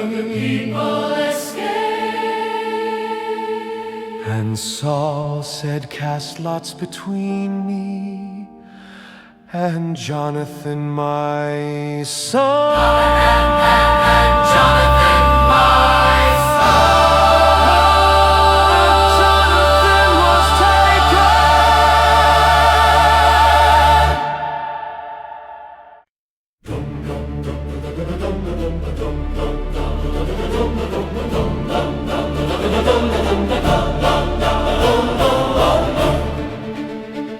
Then Saul said to Jonathan, "Tell me what you have done."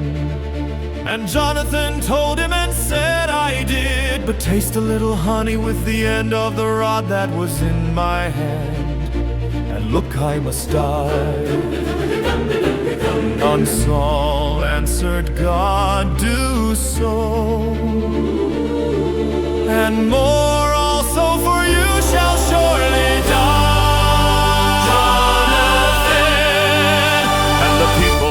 Said to Saul, "Shall Jonathan die, who has wrought this great salvation in Israel? God forbid, as the Lord lives, there shall not one hair of his head fall to the ground, for he has worked with God this day." So the people rescued Jonathan, that he died not.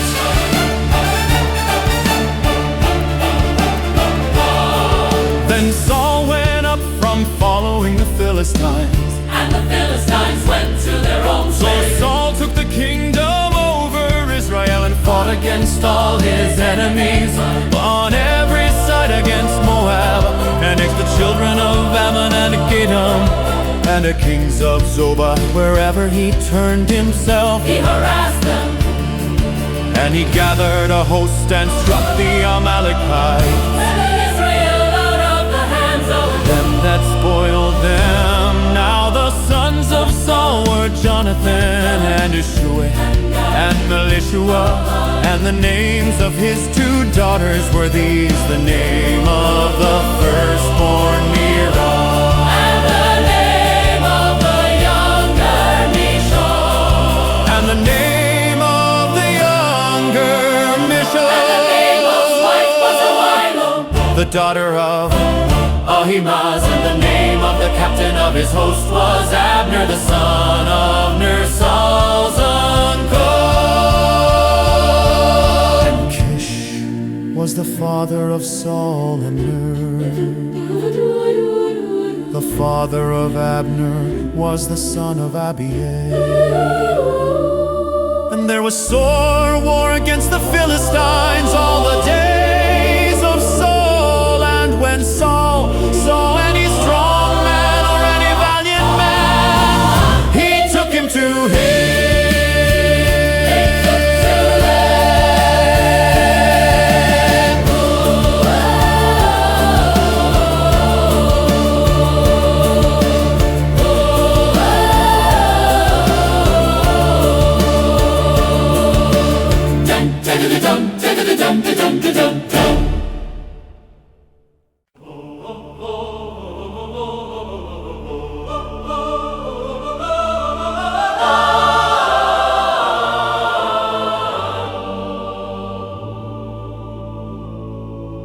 Samuel also said to Saul, "The Lord sent me to anoint you to be king over his people, over Israel. Now therefore listen to the voice of the words of the Lord. Thus says the Lord of hosts, I remember that which Amalek did to Israel, how he laid wait for him in the way when he came up from Egypt. Now go and strike Amalek and completely destroy all that they have, and spare them not, but kill both man and woman, infant and suckling ox and sheep, camel and donkey, gathered the people together and numbered them into length. 200,000 footmen and 10,000 men of Judah. And Saul came to a city of Amalek, and laid in the valley. And Saul said to the Kenites, "Go depart, Get you down from among the Amalekites, lest I destroy you with them, for you showed kindness to all the children of Israel." when they came up out of Egypt." So the Kenites departed from among the Amalekites. And Saul struck the Amalekites from Havilah, Until you come to Shur. that is over against Egypt. And he took Agag, the king of the Amalekites, Alive and completely destroyed all the people with the edge of the sword. But Saul and the people spared Agag and the best of the sheep and of the oxen and the fatlings and the lambs and all that was good. And would not completely destroy them. but everything that was vile and refused that they destroyed completely.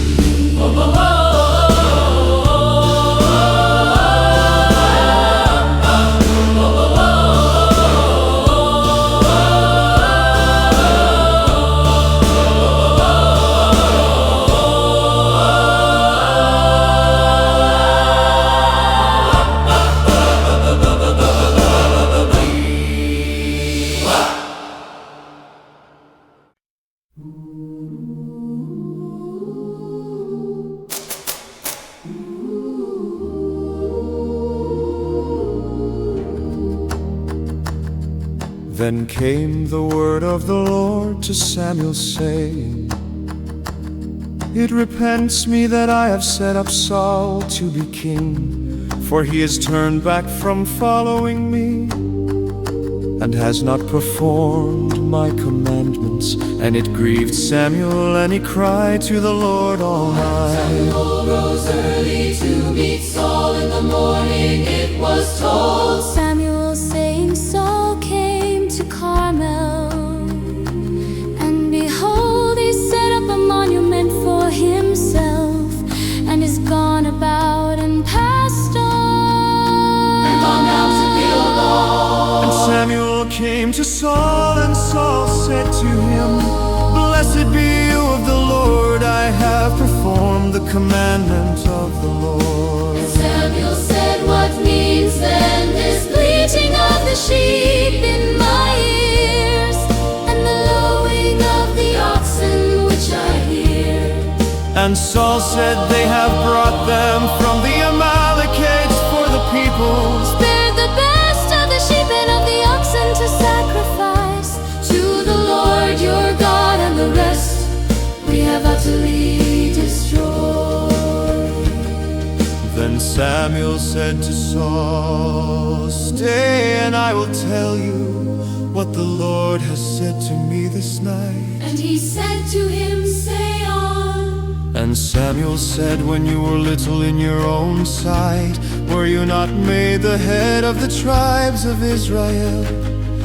And the Lord anointed you king over Israel. And the Lord sent you on a journey and said, Go and utterly destroy the sinners, the Amalekites, and fight against them until they be consumed. Why then did you not obey the voice of the Lord, but did fly upon the spoil and did evil in the sight of the Lord? And Saul said to Samuel, Yes, I have obeyed the voice of the Lord, "And have gone the way which the Lord sent me, and have brought Agag the king of Amalek, and have utterly destroyed the Amalekites people took of the spoil sheep and oxen, the chief of the things which should have been utterly destroyed, to sacrifice to the Lord your God in Gilgal.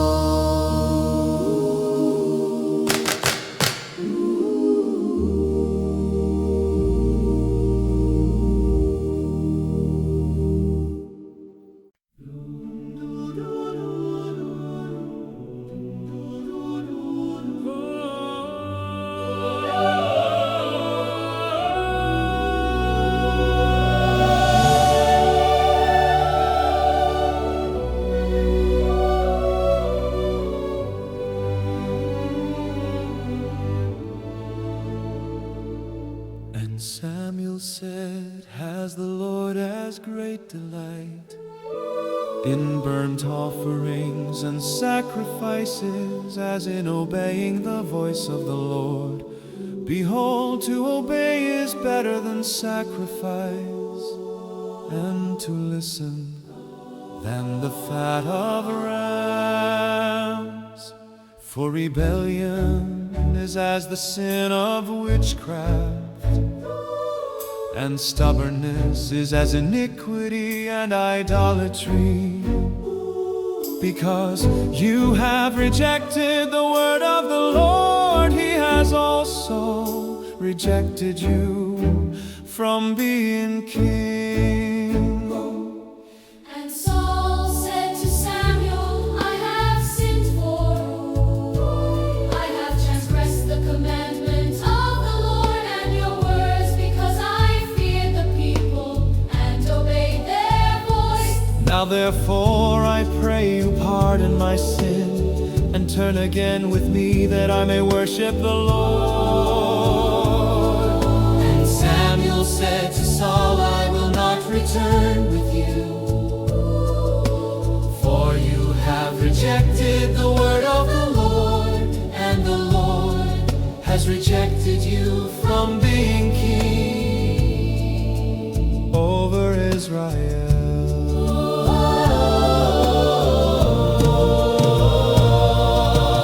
Samuel turned about to go away, he laid hold upon the skirt of his mantle, and it tore. And Samuel said to him, "The Lord has torn the kingdom of Israel from you this day, and has given it to a neighbor of yours that is better than you. And also the strength of Israel will not lie nor repent, for he is not a man that he should repent."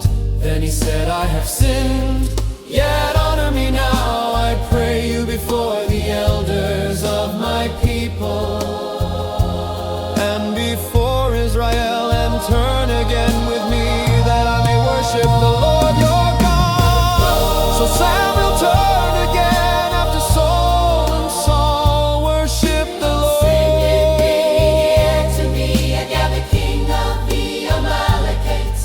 And Agag came to him delicately, and Agag said, "Surely the bitterness of death is past." And Samuel said, "As your sword has made women childless, so shall your mother be childless among women." And Samuel hewed Agag in pieces before the Lord in Gilgal. Then Samuel went to Ramah, and Saul went up to his house to Gibeah of Saul. And Samuel came no more to see until the day of his death.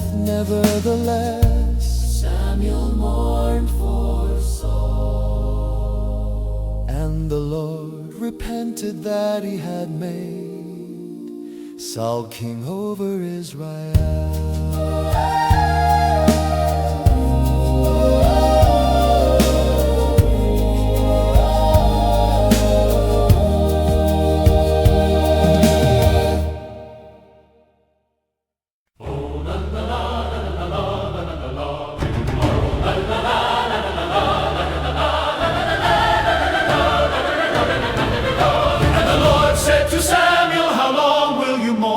for Saul, seeing I have rejected him from reigning over Israel. Fill your horn with oil and go. I will send you to Jesse the Bethlehemite, for I have provided me a king among his sons.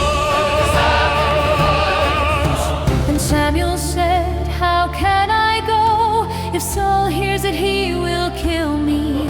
And the Lord said, take a heifer with you and say, I am come to sacrifice to the Lord. And call Jesse to the sacrifice, and I will show you what you shall do. And you shall anoint to me him whom I name to you. And Samuel did that which the Lord spoke, and came to Bethlehem.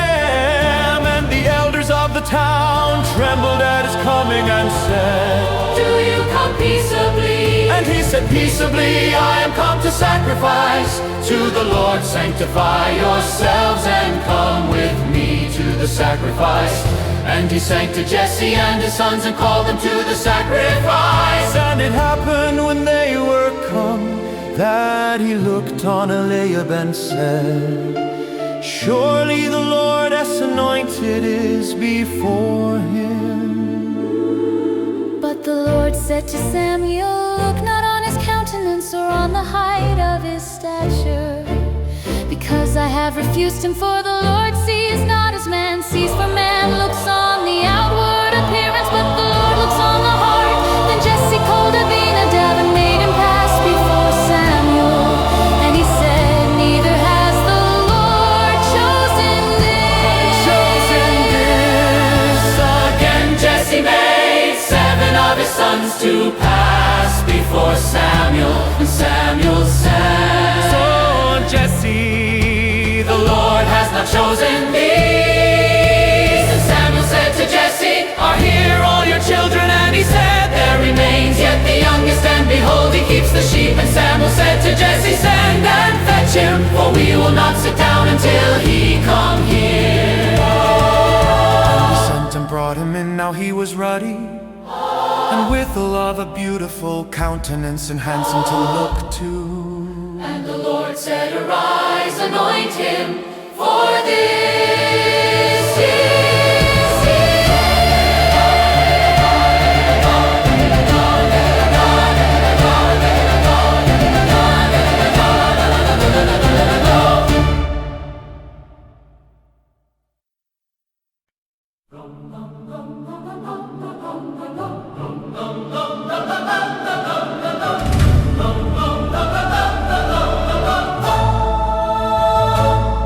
Then Samuel took the horn of oil and anointed him in the middle of his brothers.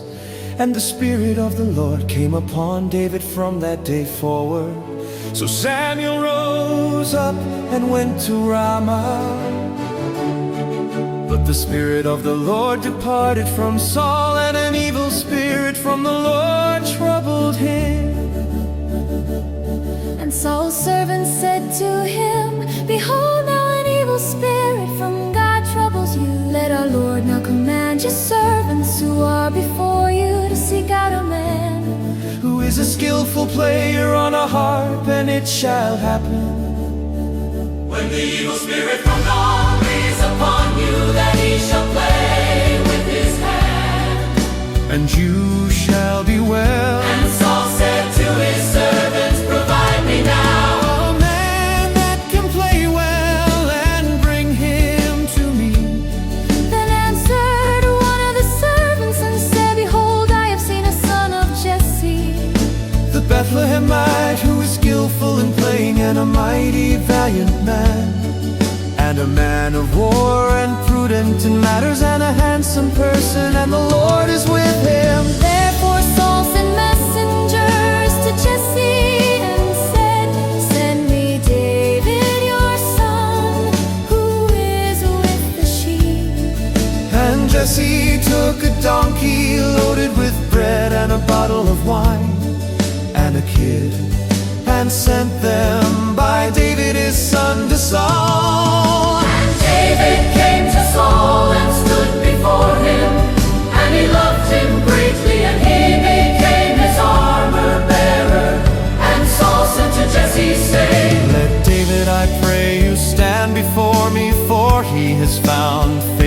my side. And it happened when the evil spirit from God was upon Saul, That David took a harp and played with his hands, so Saul was refreshed and was well, and the evil spirit departed from him.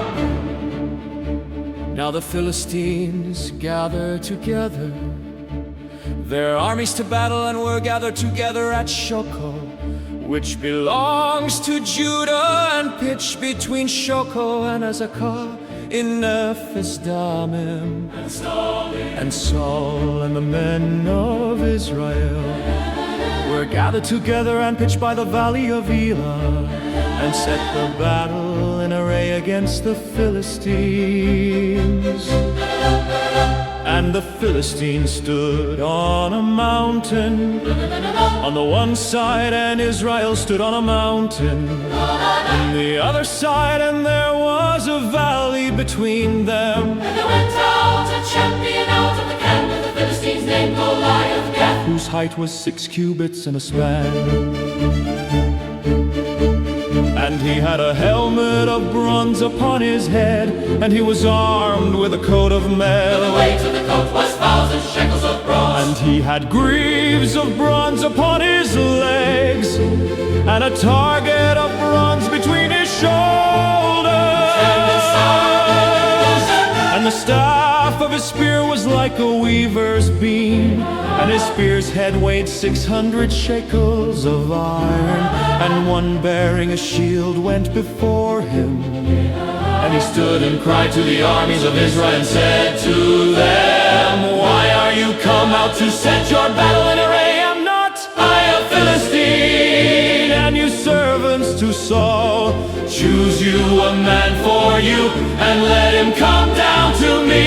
If he be able to fight with me and to kill me, then will we be your servants. But if I prevail against him and kill him, then shall you be our servants and serve us.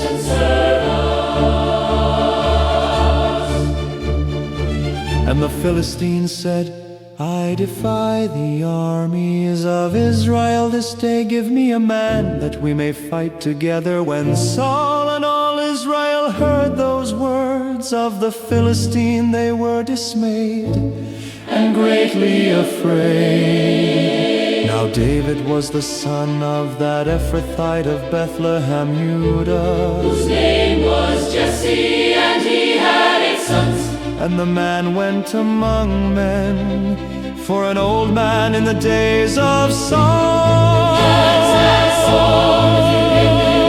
And the names of 3 sons that went to battle were Eliab, the firstborn, and next to him Abinadab, and the third Shammah. And David was the youngest, and the 3 eldest followed Saul. But David went and returned from Saul to feed his father's sheep at Bethlehem.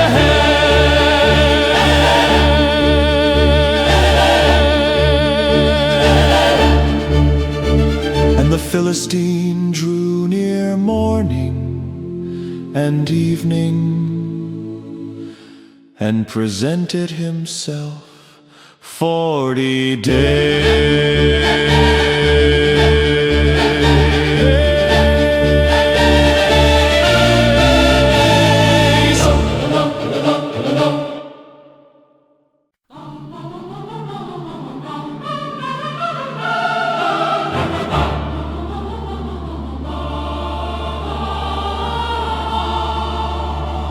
Jesse said to David his son, son, take now for your brothers an ephah of this roasted grain, and these 10 loaves, and run to the camp to your brothers, and carry these 10 cheeses to the captain of their 1,000, and see how your brothers fare, and take their token. Now Saul and they and all the men of Israel were in the valley of Elah, fighting with the Philistines. And David rose up early in the morning, and left the sheep with a keeper, and took and went as Jesse had commanded him. And he came to the trench as the host was going forth to the fight, and shouted for the battle. For Israel and the Philistines had put the battle in array, army against army.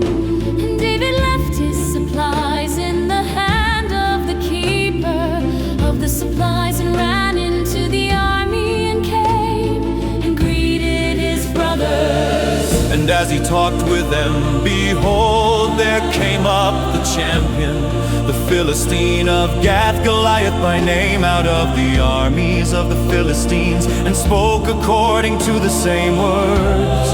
And David heard them. And all the men of Israel, when they saw the man, fled from him, and were greatly afraid. And the men of Israel said, have you seen this man that is come up? Surely to defy Israel is he come up. And it shall be that the man who kills him, the king, will enrich him with great riches, and will give him his daughter, And make his father's house free in Israel. And David spoke to the men that stood by him, saying, what shall be done to the man that kills this Philistine, and takes away the reproach from Israel? For who is this uncircumcised Philistine, that he should defy the armies of the living God? And the people answered him after this manner, saying, so shall it be done to the man that kills him. And Eliab, his eldest brother, heard when he spoke to the men. And Eliab's anger was kindled against David, and he said, why came you down here? And with whom have you left those few sheep in the wilderness? I know your pride and the wickedness of your heart, for you are come down that you might see the battle. And David said, what have I now done? Is there not a cause? And he turned from him toward another, and spoke after the same manner. And the people answered him again after the former manner.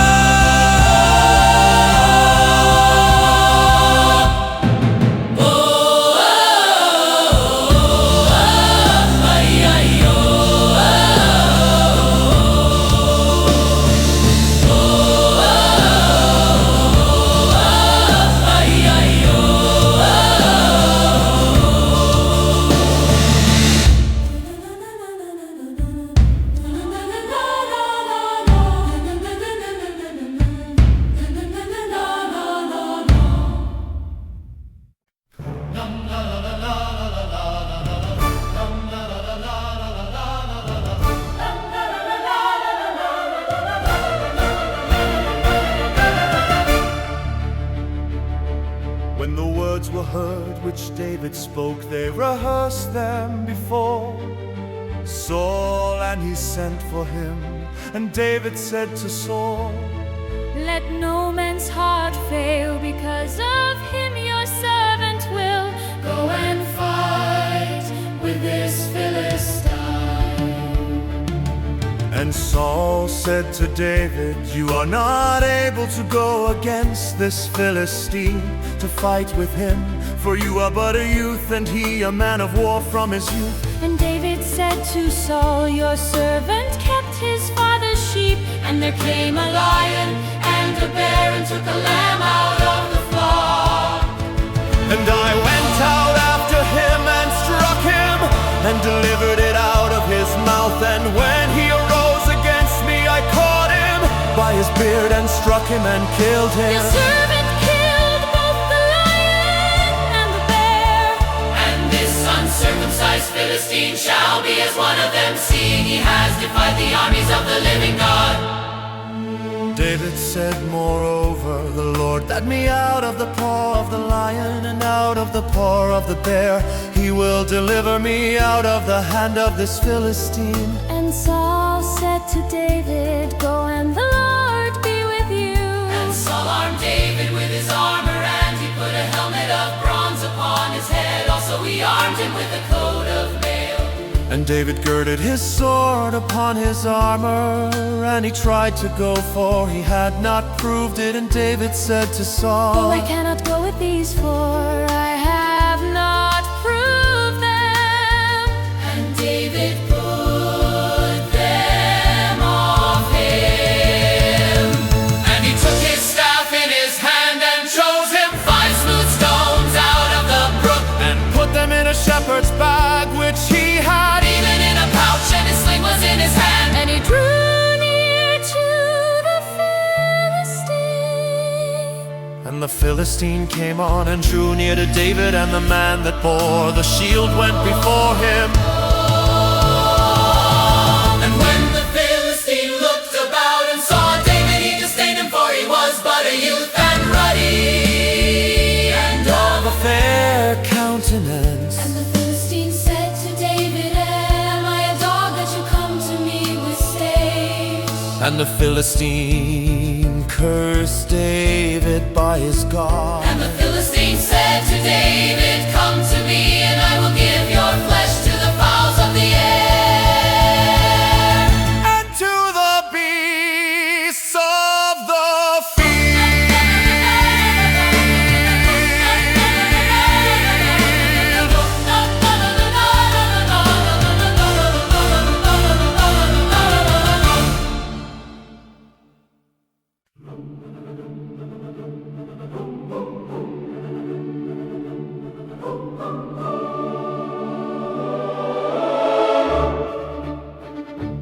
Then said David to the Philistine, you come to me with a sword and with a spear and with a shield, but I come to you in the name of the Lord of hosts, the God of the armies of Israel, whom you have defied. This day will the Lord deliver you into my hand, and I will strike you and take your head from you, and I will give the carcasses of the host of the Philistines This day to the fowls of the air and to the wild beasts of the earth, that all the earth may know that there is a God in Israel. and all this assembly shall know that the Lord saves not with sword and spear, for the battle is the Lord's, and he will give you into our hands. And it happened when the Philistine arose and came and drew near to meet David, that David hurried and ran toward the army to meet the Philistine.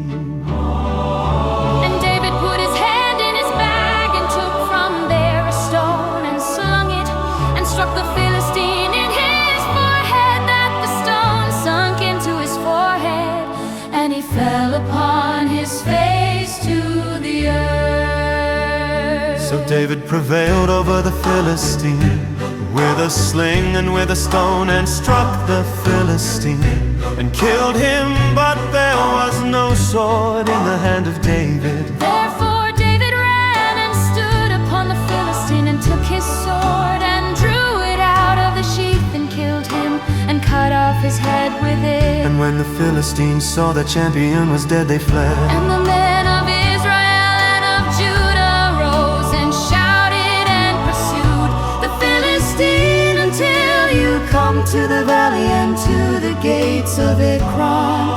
And the wounded of the Philistines fell down by the way to Sharon, even to Gath and to Ekron.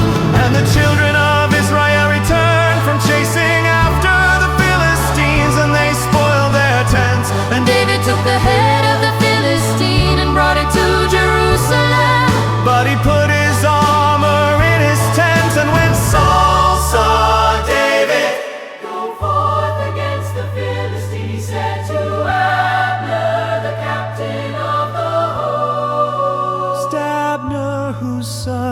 is this youth?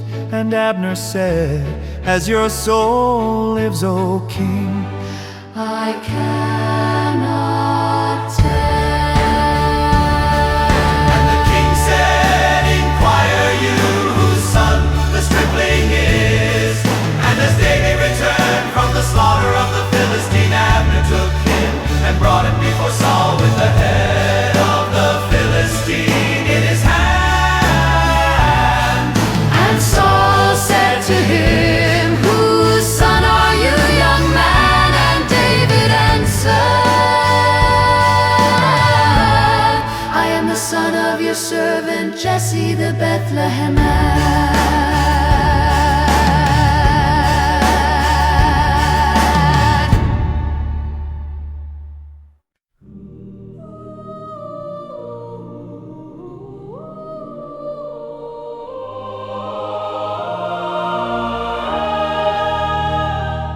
And it happened, when he had made an end of speaking to Saul, that the soul of Jonathan was knit with the soul of David, and Jonathan loved him as his own soul.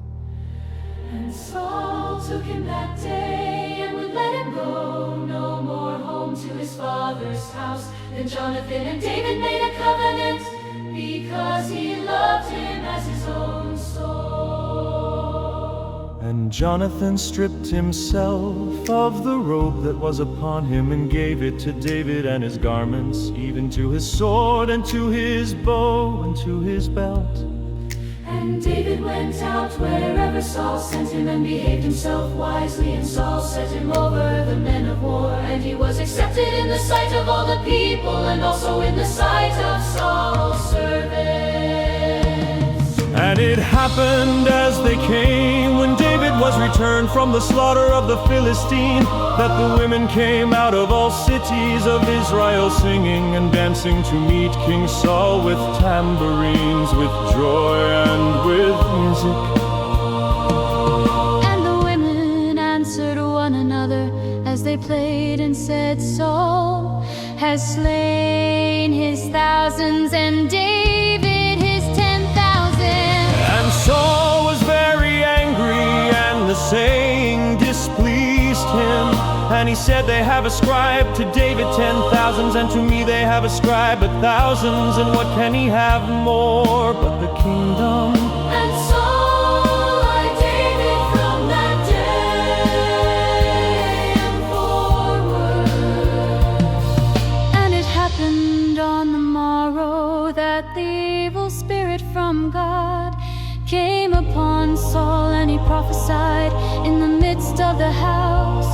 And David played with his hand as at other times, and there was a javelin in Saul's hand. And Saul cast the javelin, for he said, I will strike David even to the wall with it. And David escaped from his presence twice. And Saul was afraid of David, because the Lord was with him, and was departed from Saul. Therefore Saul removed him from him, and made him his captain over 1,000. And David behaved himself wisely in all his ways, and the Lord was with him. Wherefore when Saul saw that he behaved himself very wisely, he was afraid of him.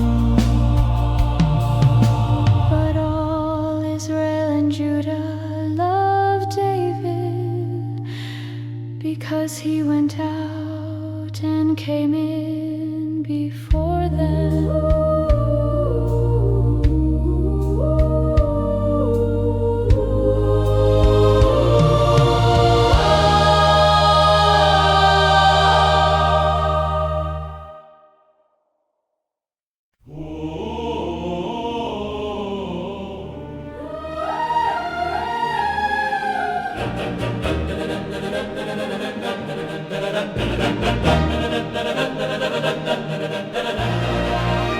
And Saul said to David, behold my elder daughter, Merab her will I give you to wife.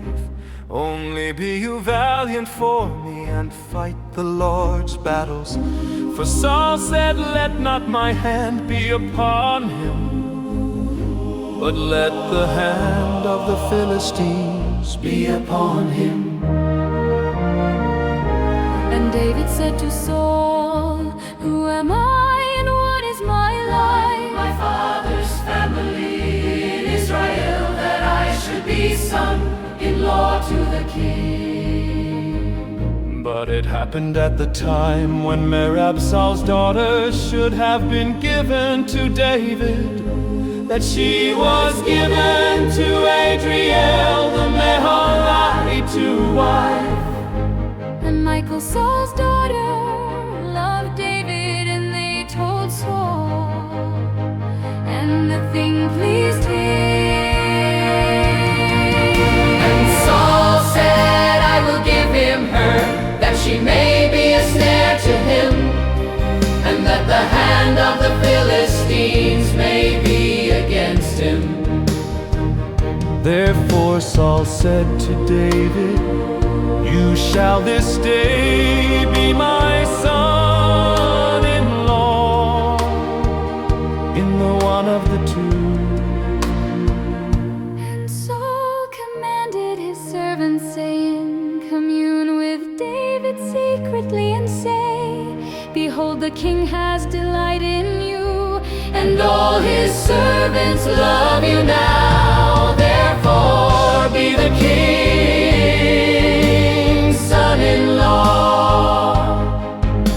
And Saul's servant spoke those words in the ears of David. And David said, seems it to you a light thing to be a king's son-in-law, seeing that I am a poor man and lightly esteemed?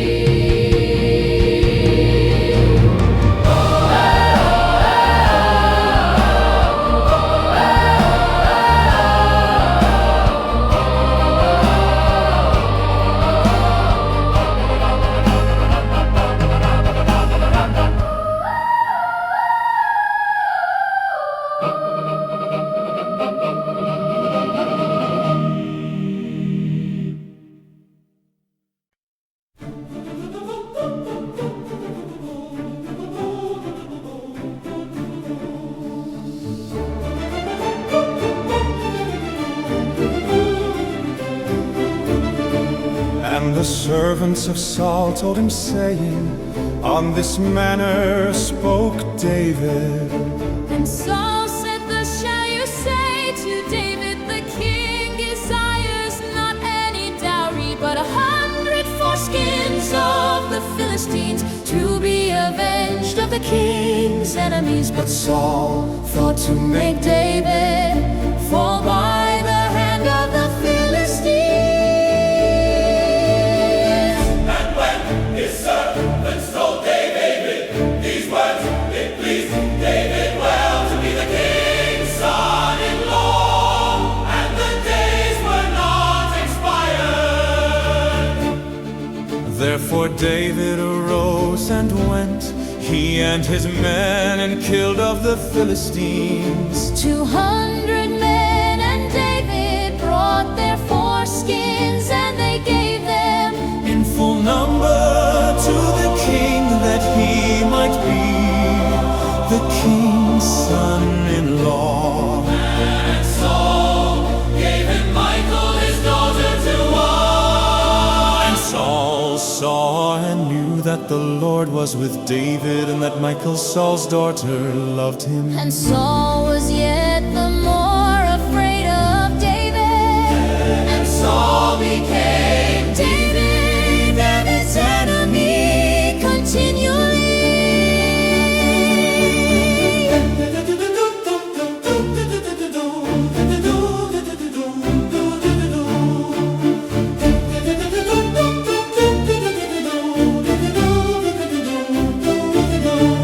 Then the princes of the Philistines went forth, And it happened after they went forth, that David behaved himself more wisely than all the servants of Saul.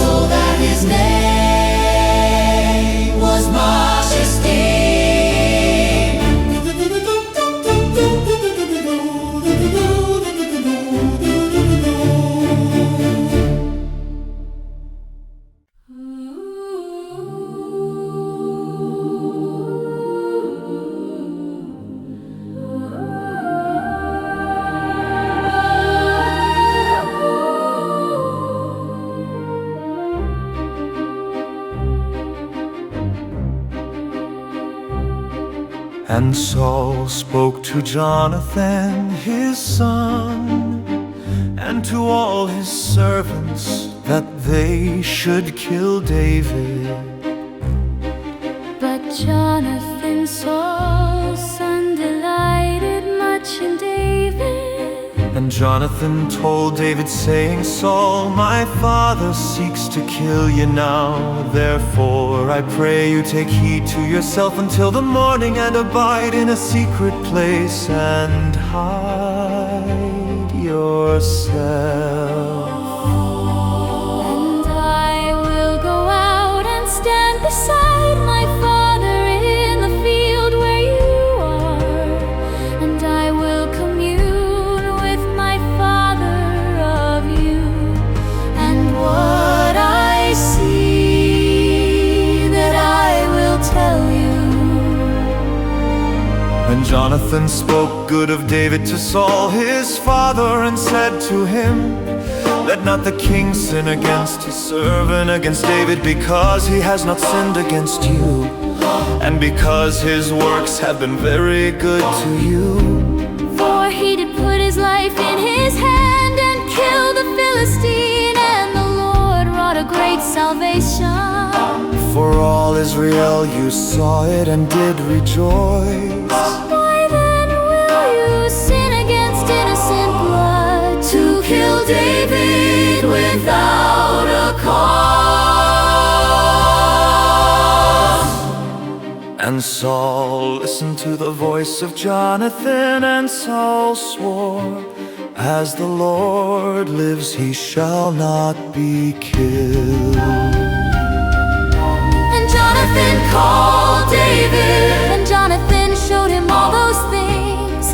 And Jonathan brought David to Saul, and he was in his presence as in times past. And there was war again, and David went out and fought with the Philistines and killed them With a great slaughter, and the evil spirit from the Lord was upon Saul as he sat in his house with his javelin in his hand. Then David played with his hand. And Saul sought to strike David even to the wall with the javelin, but he slipped away out of Saul's presence, and he struck the javelin into the wall. And David fled and escaped that night. Saul also sent messengers to David's house to watch him And to kill him in the morning. And Michal, David's Wife told him, saying, if you save not your life tonight, tomorrow you shall be killed. So Michal let David down through a window, and he went and fled and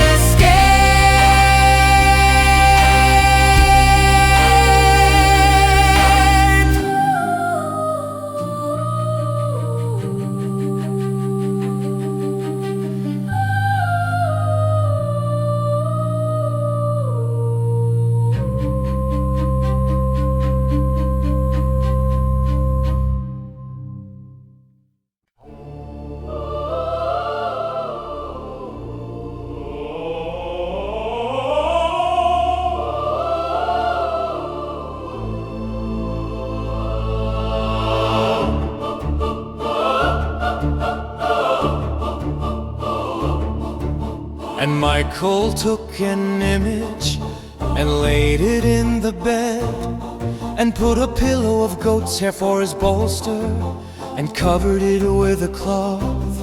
And when Saul sent messengers to take David, she said, he is sick. And Saul sent the messengers again to see David, saying, bring him up to me in the bed, that I may kill him. And when the messengers were coming, behold, there was an image in the bed, with a pillow of goat's hair for his bolster.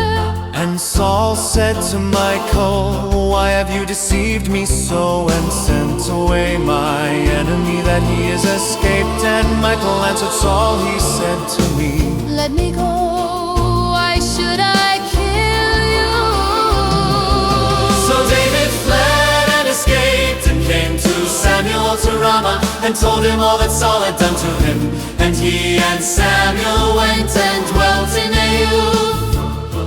and it was told Saul, saying, Behold, David is at Naioth in Ramah. And Saul sent messengers to take David. And when they saw the company of the prophets prophesying, and Samuel standing as appointed over them, the Spirit of God was upon the messengers of Saul, and they also prophesied. And when it was told Saul, he sent other messengers, and they prophesied likewise. And Saul sent messengers again the third time, and they prophesied also. Then went he also to Ramah, and came to a great well that is in Seku.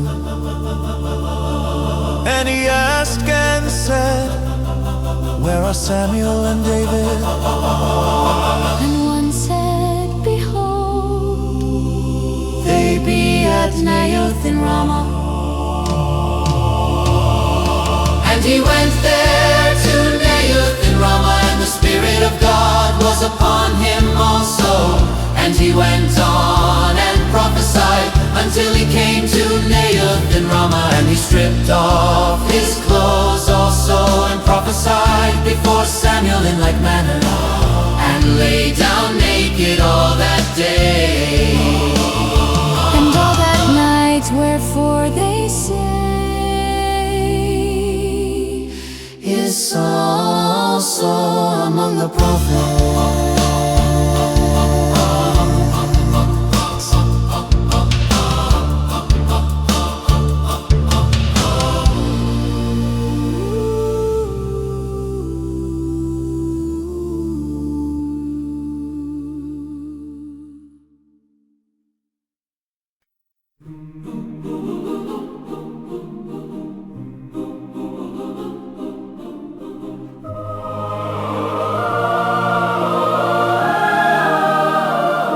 And David fled from Naioth in Ramah, and came and said before Jonathan, What have I done? What is my iniquity, and what is my sin before your father, that he seeks my life?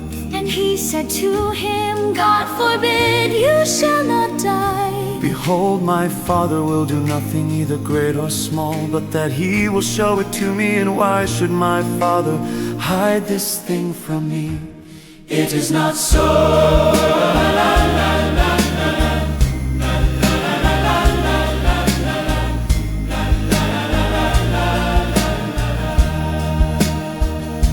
And David swore moreover and said, Your father certainly knows that I have found grace in your eyes. And he says, Let not Jonathan know this, lest he be grieved. But truly as the Lord lives, and as your soul lives, there is but a step between me and death. Then said Jonathan to David, Whatever your soul desires, I will even do it for you. And David said to Jonathan, Behold, tomorrow is the new moon, and I should not fail to sit with the king at meat. But let me go, that I may hide myself in the field until the third day at evening. If your father at all miss me, then say, David earnestly asked leave of me, that he might run to Bethlehem, his city. For there is a yearly sacrifice there for all the family. If he say, Thus it is well, your servant shall have peace. But if he be very angry, then be sure that evil is determined by him. Therefore you shall deal kindly with your servant, for you have brought your servant into a covenant of the Lord with you notwithstanding. If there be in me iniquity, kill me yourself. For why should you bring me to your father?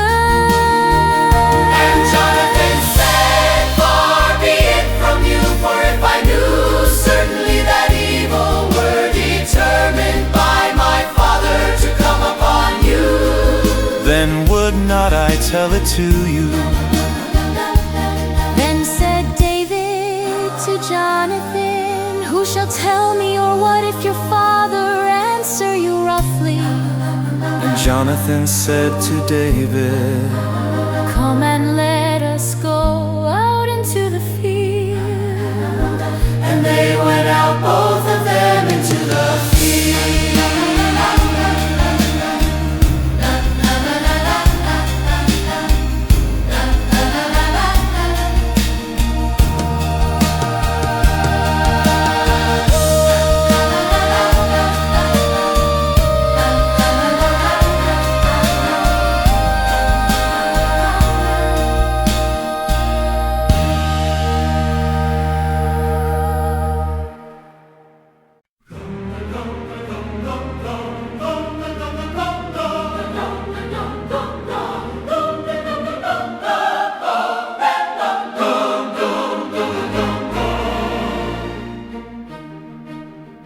And Jonathan said to David, O Lord God of Israel, when I have questioned my father about tomorrow, any time or the third day, and behold, if there be good toward David and I, then send not to you, and show it to you.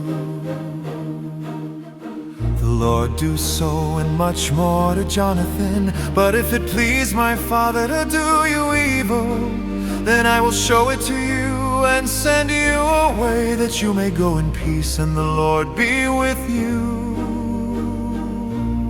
as he has been with my father.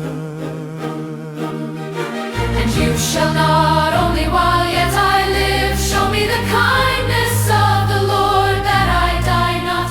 But also you shall not cut off your kindness from my house forever, no, not when the Lord has cut off the enemies of David, everyone from the face of the earth. So Jonathan made a covenant with the house of David, saying, let the Lord even require it at the hand of David's enemies. And Jonathan caused David to swear again, because he loved him.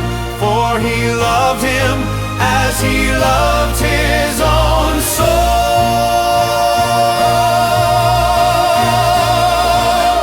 Then Jonathan said to David, tomorrow is the new moon, and you shall be missed, because your seat will be empty. And when you have stayed 3 days, then you shall go down quickly and come to the place where you did hide yourself, when the business was in hand, and shall remain by the stone as old. And I will shoot 3 arrows on the side of it, as if I shot at a mark. And behold, I will send a lad, saying, go find out the arrows. If I expressly say to the lad, behold, the arrows are on this side of you, take them. then come you, for there is peace to you, and no hurt as the Lord lives. But if I say thus to the young man, behold, the arrows are beyond you, go your way, for the Lord has sent you away.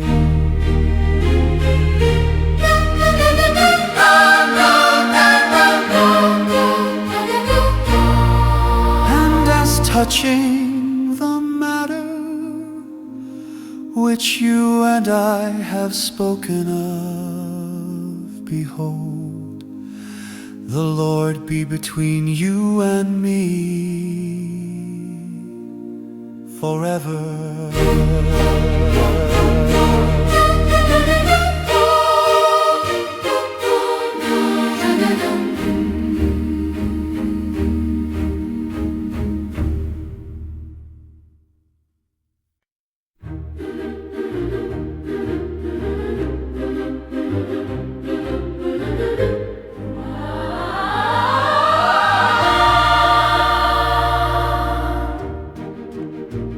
So David hid himself in the field, and when the new moon was come, the king sat him down to eat food. And the king sat upon his seat, as at other times, even upon a seat by the wall. And Jonathan arose, and Abner sat by Saul's side. And David's place was empty. Nevertheless, Saul spoke not anything that day. For he thought, something has befallen him, he is not clean. Surely he is not clean. And it happened on the next day, which was the second day of the month, that David's place was empty. And Saul said to Jonathan his son, Why comes not the son of Jesse to food, neither yesterday nor today? And Jonathan answered Saul, David earnestly asked leave of me to go to Bethlehem. And he said, Let me go. I pray you, for our family has a sacrifice in the city, and my brother, he has commanded me to be there. Now if I have found favor in your eyes, let me get away. I pray you, and see my brothers. Therefore he comes not to the king's table. Then Saul's anger was kindled against Jonathan, and he said to him, You son of the perverse, rebellious woman, do not. I know that you have chosen the son of Jesse to your own confusion, and to the confusion of your mother's nakedness. For as long as the son of Jesse lives upon the ground, You shall not be established, nor your kingdom. Wherefore now send and fetch him to me, for he shall surely die.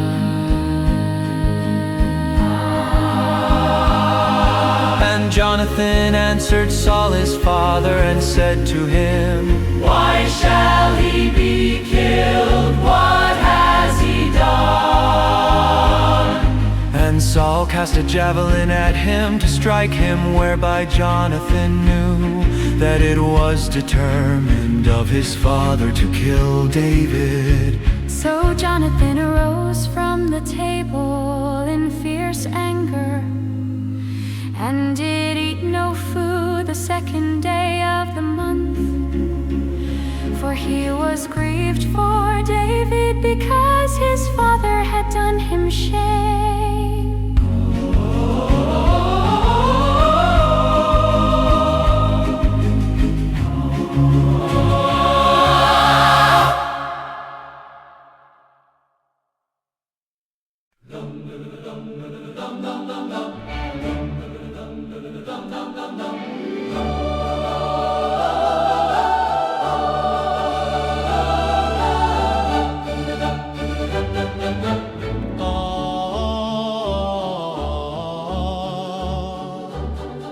And it happened in the morning that Jonathan went out into the field at the time appointed, with David and a little boy with him.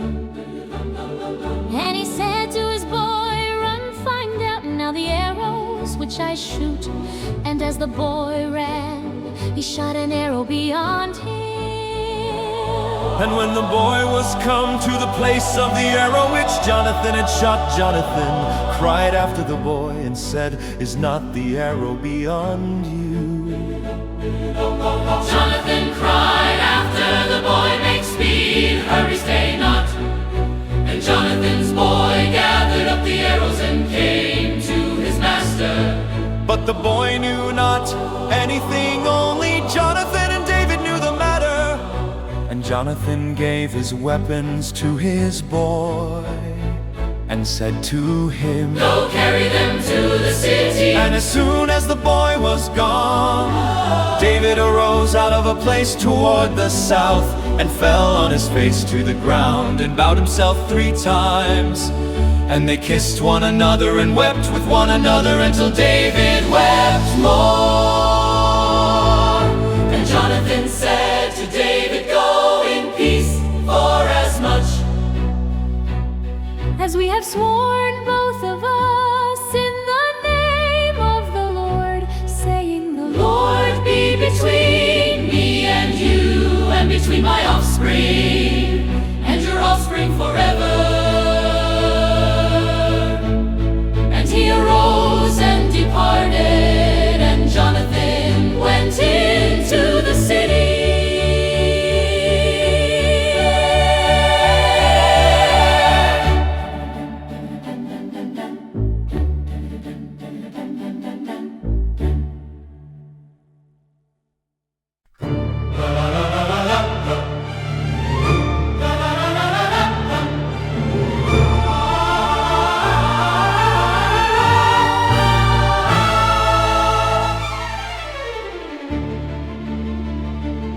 Then came David to Nob, to Ahimelech the priest, and Ahimelech was afraid at the meeting of David, and said to him, "Why are you alone, and no man with you?"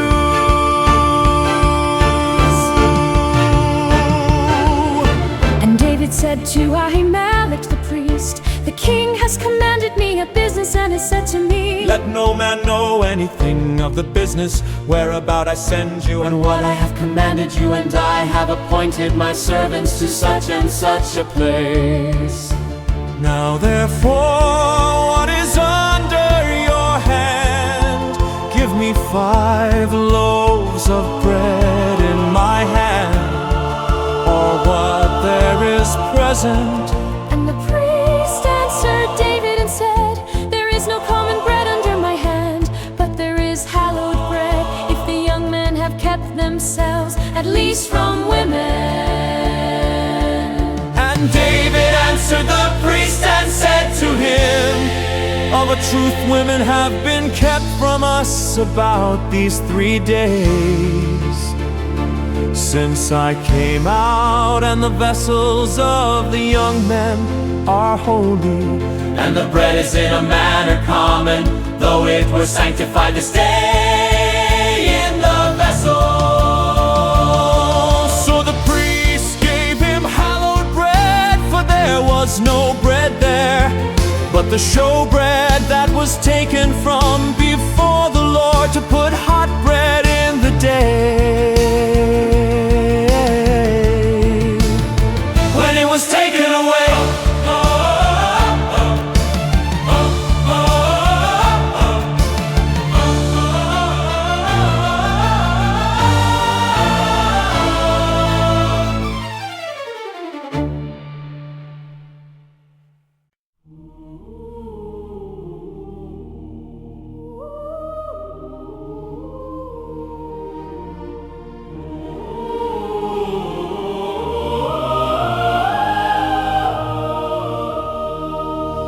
A certain man of the servants of Saul was there that day, detained before the Lord, and his name was Doeg, Edomite, the chief of the herdsmen that belonged to Saul. And David said to Ahimelech, "And is there not here under your hand spear or sword? For I have neither brought my sword nor my weapons with me, because the king's business required haste."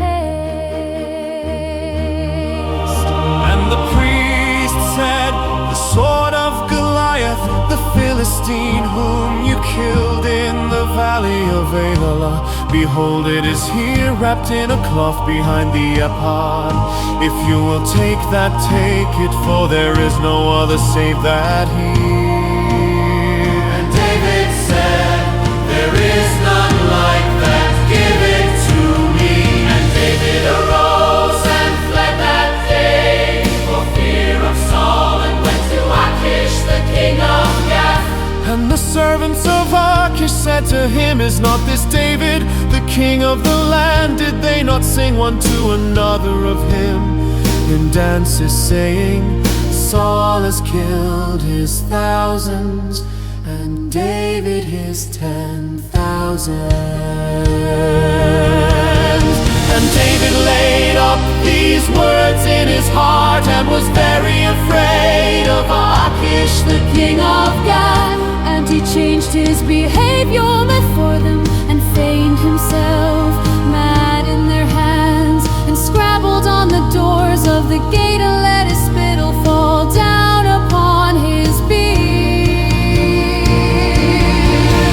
Then said Achish to his servants, "Look, you see the man is mad. Why then have you brought him to me?" Have I need of madmen, that you have brought this fellow to play? The madman in my presence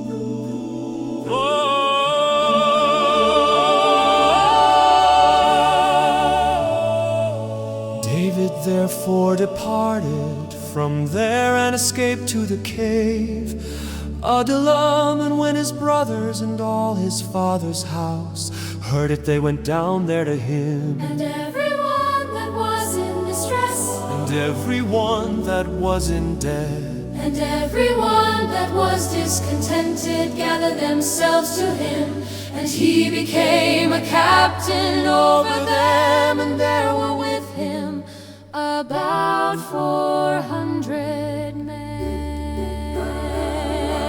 And David went from there to Mizpeh of Moab, and he said to the king of Moab, Let my father and my mother, I pray you, come forth and be with you, until I know what God will do for me. And he brought them before the king of Moab, and they lived with him all the while that David was in the stronghold. And the prophet Gad said to David, Abide not in the stronghold, depart, and get you into the land of Judah. Then David departed and came into the forest of Harith. When Saul heard that David was discovered, And the men that were with him now, Saul stayed in Gibeah under a tree in Ramah, having his spear in his hand, and all his servants were standing about him. Then Saul said to his servants that stood about him, Listen now, you Benjamites, will the son of Jesse give every one of you fields and vineyards, and make you all captains of thousands and captains of hundreds, that all of you have conspired against me, and there is none that shows me that my son has made a league with the son of Jesse, and there is none of you that is sorry for me, or shows to me that my son has stirred up my servant against me to lie in wait as at this day.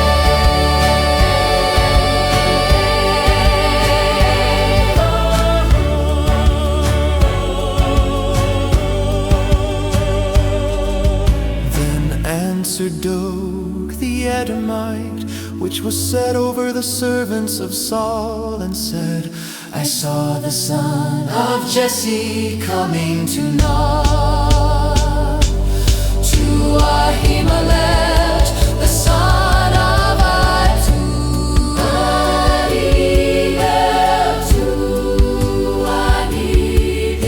the son of Ahitub. And he inquired of the Lord for him, and gave him food, and gave him the sword of Goliath the Philistine.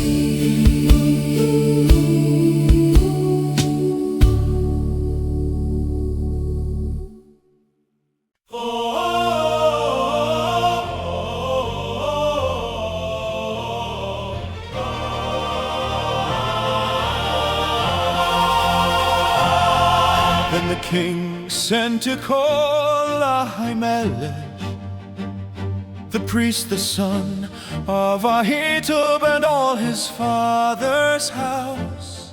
The priests that were in Nob, and they came, all of them, to the king. And Saul said, Listen now, you son of Ahitub. And he answered, Here I am, my Lord. And Saul said to him, Why have you conspired against me, you and the son of Jesse, that you have given him bread and a sword, and have inquired of God for him, that he should rise against me to lie in wait as at this day? Then Ahile answered the king and said, And who is so faithful among all your servants as David, which is the king's son-in-law, and goes at your bidding, and is honorable in your house? Did I then begin to inquire of God for him? Far be it from me. Let not the king impute anything to his servant, nor to all the house of my father. For your servant knew nothing of all this, less or more. And the king said, "You shall surely die." I may let you and all your father's house. And the king said to the footmen that stood about him, "Turn and kill the priests of the Lord, because their hand also is with David, and because they knew when he fled and did not show it to me." But the servants of the king would not put forth their hand to fall upon the priests of the Lord. And the king said to Doeg, "Turn you and follow the priests." And Doeg the Edomite turned, and he fell upon the priests, and killed on that day 85 persons that did wear a linen ephod. Nob, the city of the priests, struck he with the edge of the sword, both men and women, children and infants, and oxen and donkeys and sheep, with the edge of the sword. And one of the sons of Ahimelech, the son of Ahitub, named Abiathar, escaped and fled after David.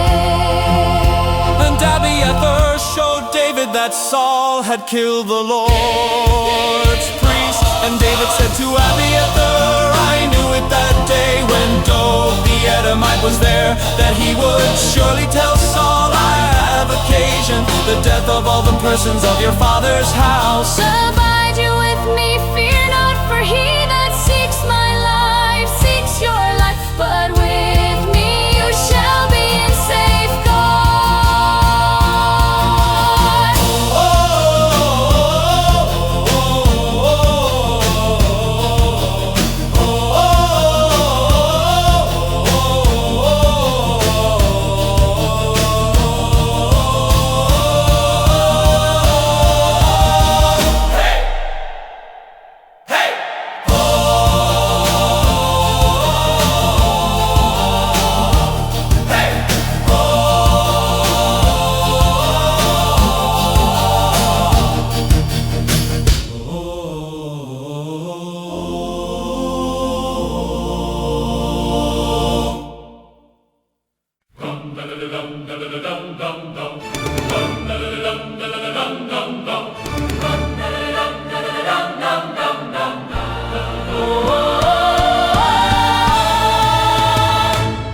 Then they told David, saying, "Behold, the Philistines fight against Keilah, and they rob the threshing floors." Therefore David inquired of the Lord, saying, "Shall I go and strike these Philistines?" And the Lord said to David, "Go and strike the Philistines, and save Keilah." And David's men said to him, "Behold, we are afraid here in Judah. How much more then if we come to Keilah against the armies of the Philistines?" Then David inquired of the Lord yet again, and the Lord answered him and said, "Arise, go down to Keilah, for I will deliver the Philistines into your hand." So David and his men went to Keilah and fought with the Philistines, and brought away their cattle and struck them with a great slaughter. So David saved the inhabitants of Keilah. And it happened when Abiathar the son of Ahimelech fled to David to Keilah, that he came down with an ephod in his hand. And it was told Saul that David was come to Keilah. And Saul said, "God has delivered him into my hand, For he is shut in by entering into a town that has gates and bars. And Saul called all the people together to war, to go down to Keilah to besiege David and his men. And David knew that Saul secretly practiced mischief against him. and he said to Abiathar the priest, "Bring here the ephod." Then said David, "O Lord God of Israel, your servant has certainly heard that Saul seeks to come to Keilah to destroy the city for my sake. Will the men of Keilah deliver me up into his hand? Will Saul come down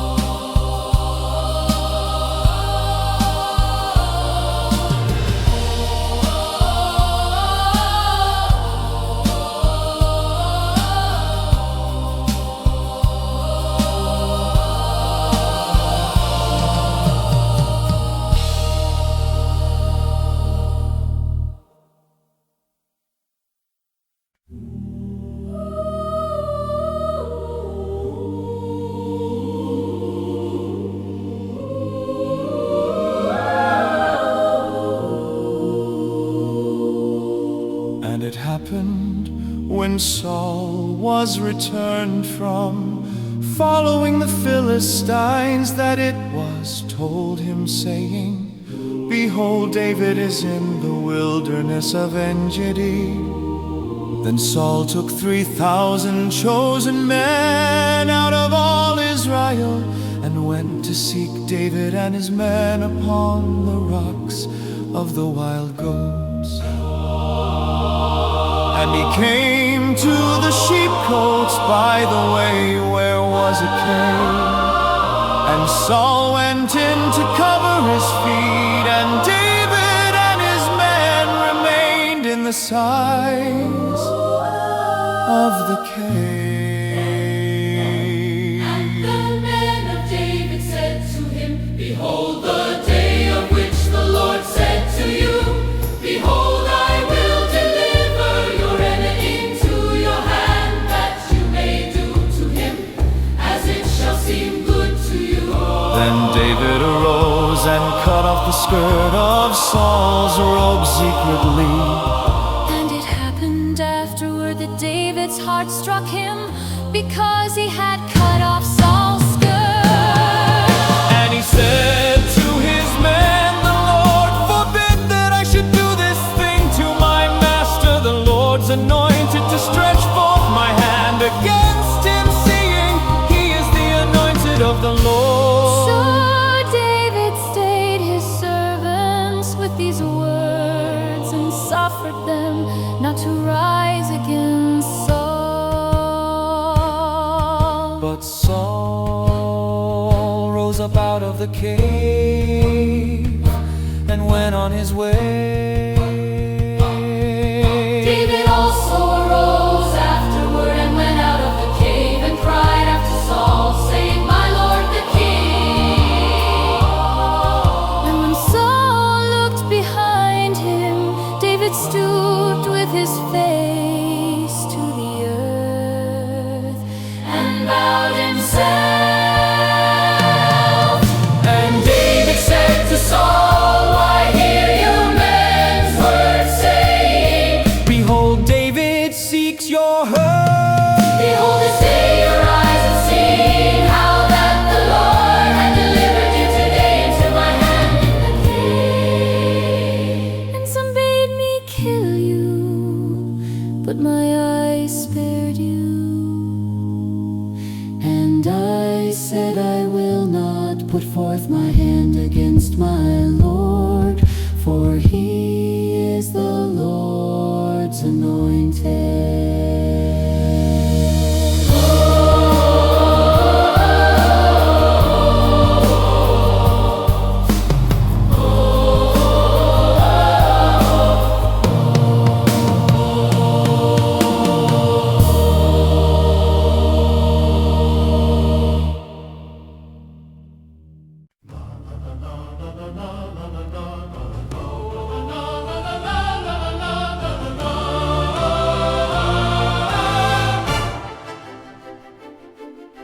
Moreover, my father, see, look at the skirt of your robe in my hand, for in that I cut off the skirt of your robe and killed you, not know you, and see that there is neither evil nor transgression in my hand, and I have not sinned against you, yet you hunt my soul to take it. The Lord judge between me and you, and the Lord avenge me of you, but my hand shall not be upon you.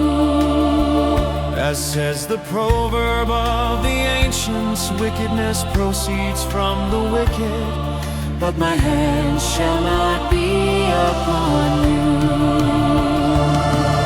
After whom is the King of Israel come out? After whom do you pursue? After a dead dog, after a flea. The Lord therefore be judge and judge between me and you, and see and plead my cause, and deliver me out of your hand.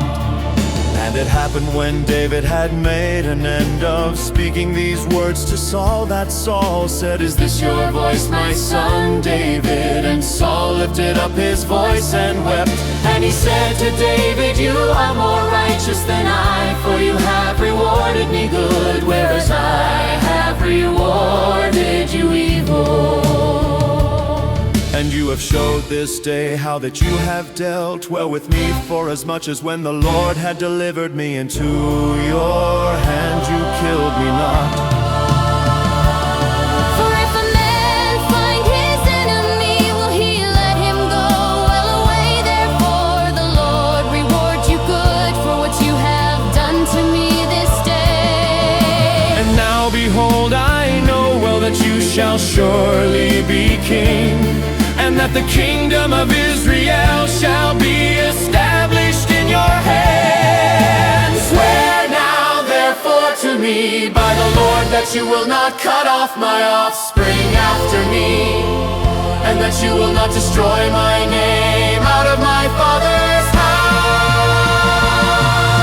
And David swore to Saul, and Saul went home. But David and his men went up to the stronghold.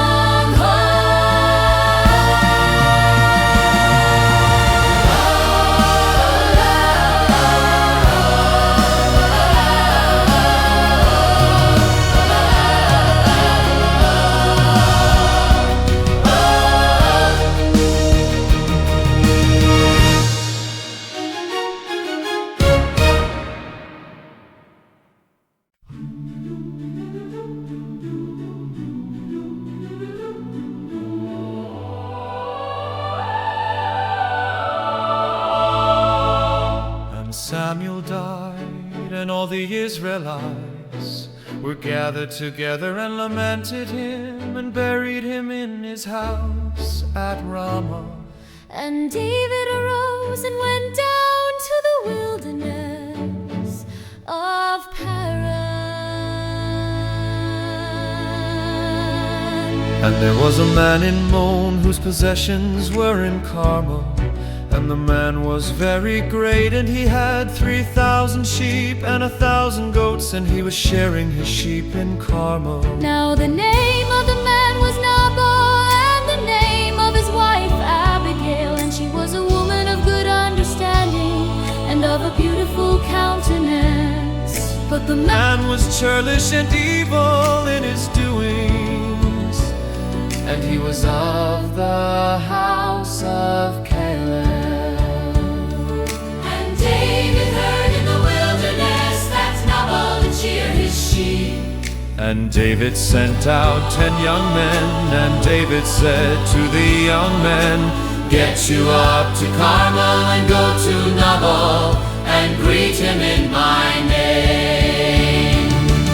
And thus shall you say to him that lives in prosperity, Peace be both to you, and peace be to your house, and peace be to all that you have." And now I have that you have shearers, now your shepherds which were with us, we heard them not, neither was there aught missing to them all the while they were in Carmel. Ask your young men, and they will show you. Therefore let the young men find favor in your eyes.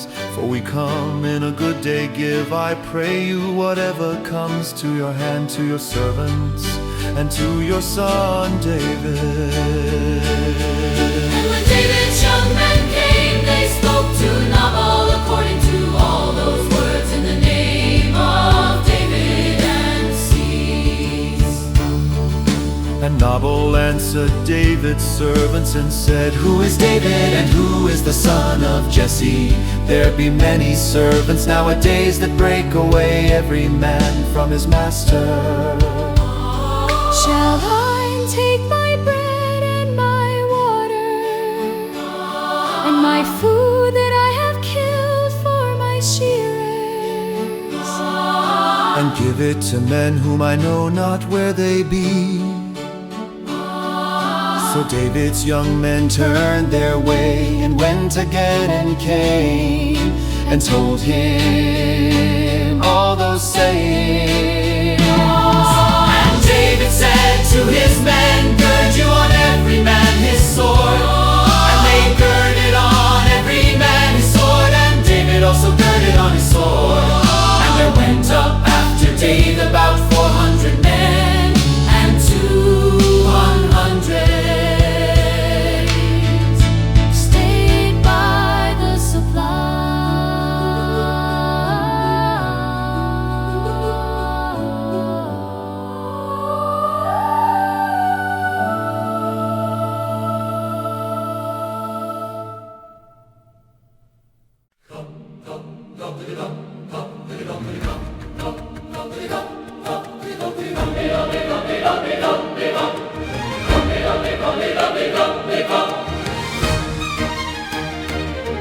But one of the young men told Abigail, Nabal's wife, saying, "Behold, David sent messengers out of the wilderness to salute our master." And he railed on them. But the men were very good to us, and we were not hurt, neither missed we anything, as long as we were conversant with them when we were in the fields. They were a wall to us both by night and day, all the while we were with them keeping the sheep. Now therefore know and consider what you will do, for evil is determined against our master and against all his household, for he is such a son of Belial that a man cannot speak to him. Then Abigail made haste and took 200 loaves and 2 skins of wine and 5 sheep ready dressed and 5 measures of roasted grain and 100 clusters of raisins and 200 cakes of figs, and laid them on donkeys. And she said to her servants, "Go on before me, behold, I come after you." But she told not her husband Nabal. And it was so, as she rode on the donkey, that she came down by the covert of the hill. And behold, David and his men came down against her, And she met them. Now David had said, "Surely in vain have I kept all that this fellow has in the wilderness, so that nothing was missed of all that pertained to him. And he has requited me evil for good." So and more also do God to the enemies of David, if I leave of all that pertain to him by the morning light any male.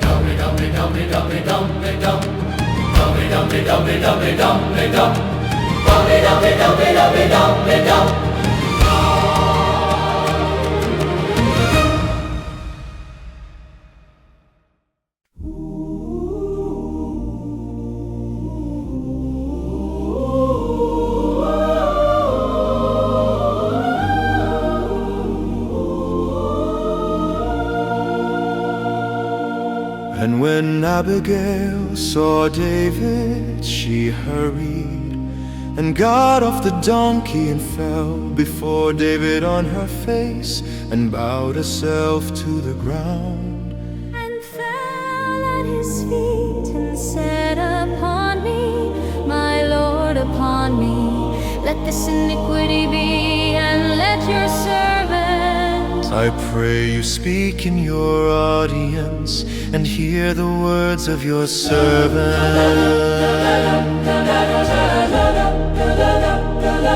Let not my Lord, I pray you, regard this man of Belial, even Nabal. For as his name is, so is he. Nabal is his name, and folly is with him. But I, your servant, saw not the young men of my Lord, whom you did send. Now therefore, my Lord, as the Lord lives, and as your soul lives, Seeing the Lord has withheld you from coming to shed blood and from avenging yourself with your own hand. Now let your enemies and those who seek evil to my Lord be as Nabal. And now this blessing which your servant has brought to my Lord, let it even be given to the young men that follow my Lord. I pray you forgive the trespass of your servant. For the Lord will certainly make my Lord a sure house, because my Lord fights the battles of the Lord, and evil has not been found in you all your days. Yet a man is risen to pursue you and to seek your soul. But the soul of my Lord shall be bound in the bundle of life with the Lord your God and the souls of your enemies. Then shall he sling out as out of the middle of a sling. And it shall come to pass when the Lord shall have done to my Lord according to all the good that he has spoken concerning you, and shall have appointed you ruler over Israel, that there shall be no grief to you, nor offense of heart to my Lord, either that you have shed blood without cause, or that my Lord has avenged himself. but when the Lord shall have dealt well with my Lord, then remember your servant.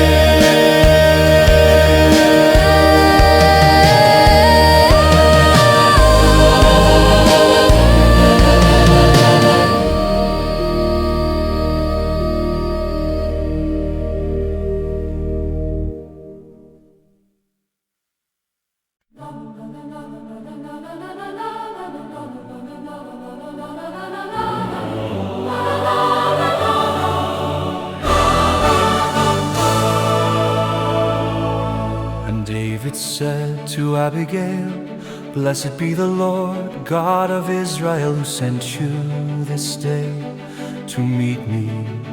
Blessed be your advice, and blessed be you who have kept me this day from coming to shed blood and from avenging myself with my own hand. For in very deed, as the Lord God of Israel lives, who has kept me back from hurting you, except you had hurried and come to meet me. Surely there had not been left to Nabal by the morning light any male. So David received of her hand that which she had brought him, and said to her, Go up in peace to your house. See, I have listened to your voice and have accepted your person. And Abigail came to Nabal, and behold, he held a feast in his house, like the feast of a king. And Nabal's heart was merry within him, for he was very drunk. Wherefore she told him nothing less or more, until the morning light. But it happened in the morning, when the wine was gone out of Nabal, and his wife had told him these things, that his heart died within him, and he became as a stone. And it happened about 10 days after that, the Lord struck Nabal, and he died. And when David heard that Nabal was dead, he said, Blessed be the Lord that has pleaded the cause of my reproach from the hand of Nabal, and has kept his servant from evil. For the Lord has returned the wickedness of Nabal upon his own head. And David sent and talked with Abigail to take her to him as a wife. And when the servants of David were come to Abigail to Carmel, they spoke to her, saying, David sent us to you, to take you to him as a wife. And she arose and bowed herself on her face to the earth, and said, Behold, let your handmaid be a servant to wash the feet of the servants of my Lord. And Abigail hurried and arose, and rode upon a donkey with 5 damsels of hers that went after her. And she went after the messengers of David, and became his wife. David also took Ahinoam of Jezreel, and they were also both of them his wives. But Saul had given Michal, his daughter, David's wife, to Phalti the son of Laish, which was of Galen.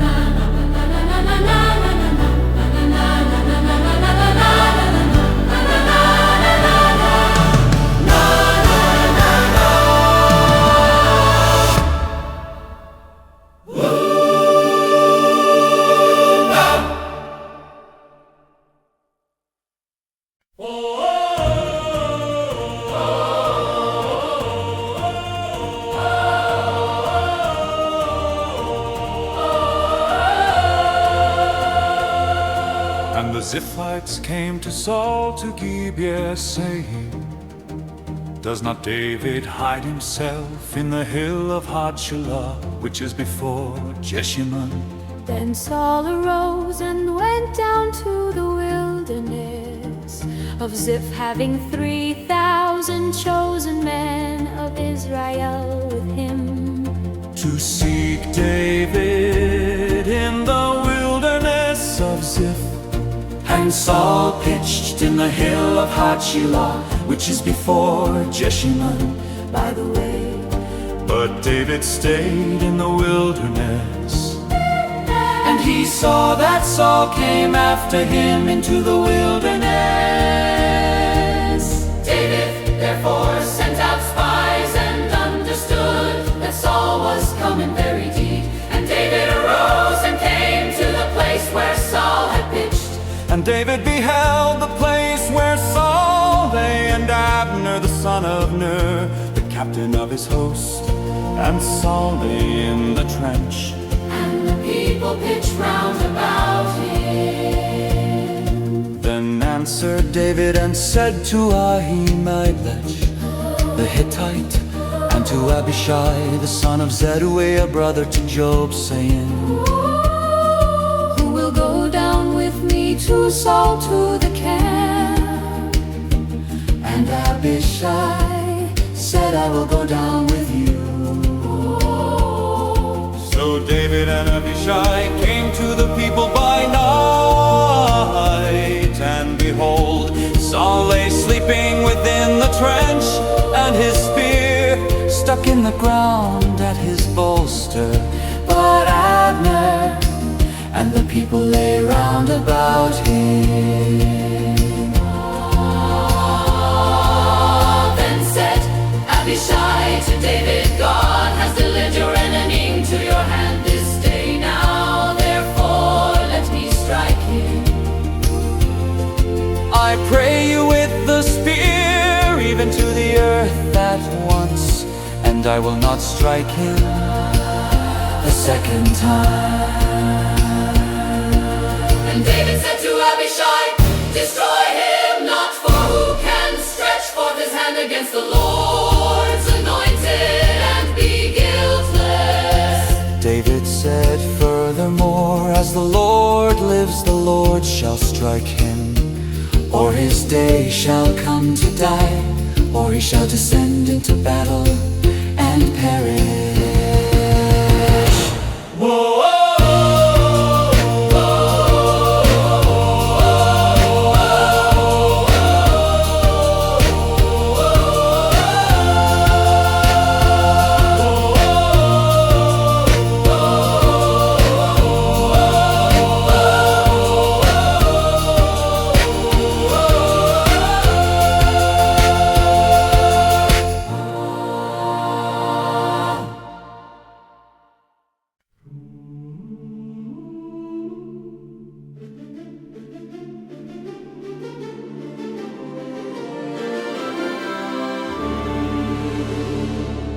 The Lord forbid that I should stretch forth my hand against the Lord's anointed, but I pray you take now the spear that is at his head, and the jug of water, and let us go.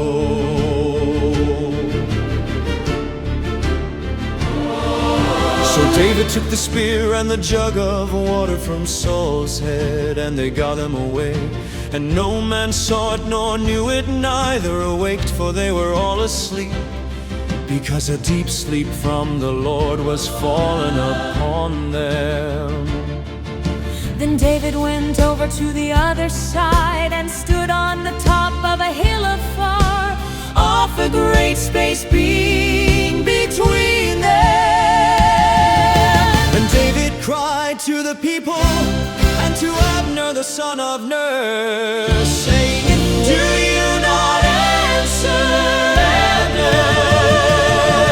Then Abner answered and said, "Who are you that cries to the king?"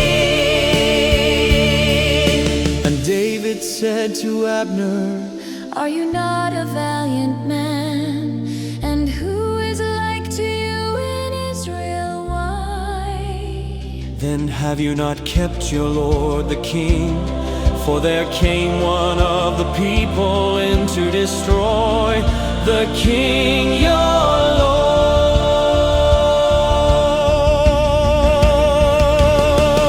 This thing is not good that you have done.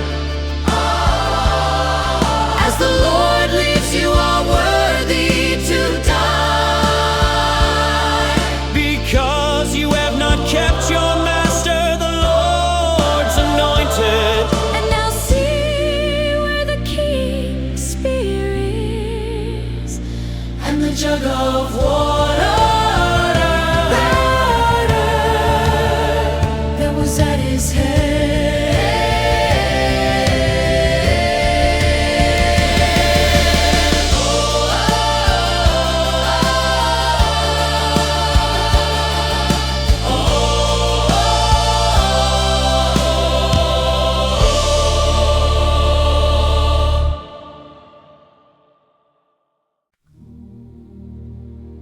And Saul recognized David's voice and said, "Is this your voice, my son David?" And David said, "It is my voice, my Lord, O King." And he said, "Why does my Lord thus pursue after his servant? For what have I done? Or what evil is in my hand? Now therefore I pray you, let my Lord the King hear the words of his servant.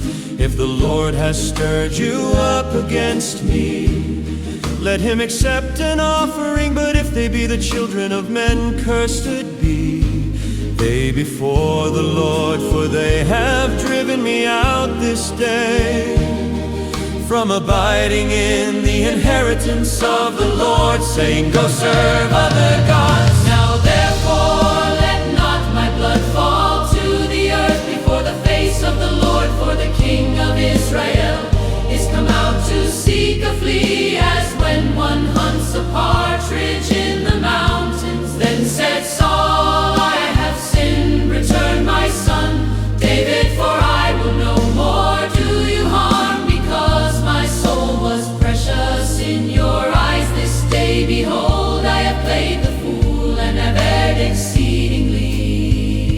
And David answered and said, Behold the king's spear, and let one of the young men come over and fetch it.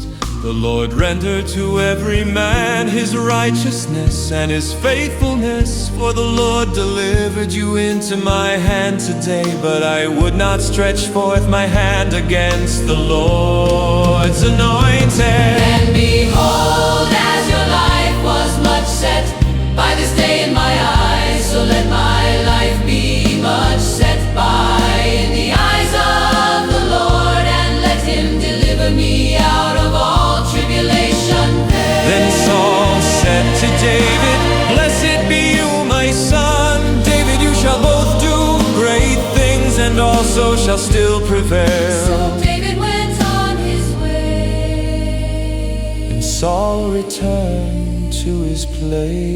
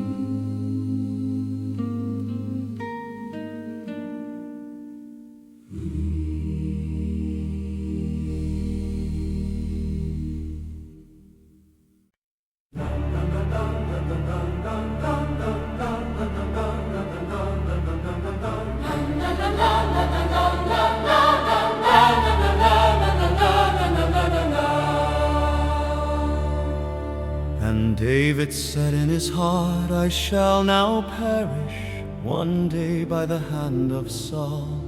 There is nothing better for me than that I should speedily escape into the land of the Philistines, and Saul shall despair of me to seek me any more in any coast of Israel. So shall I escape out of his hand.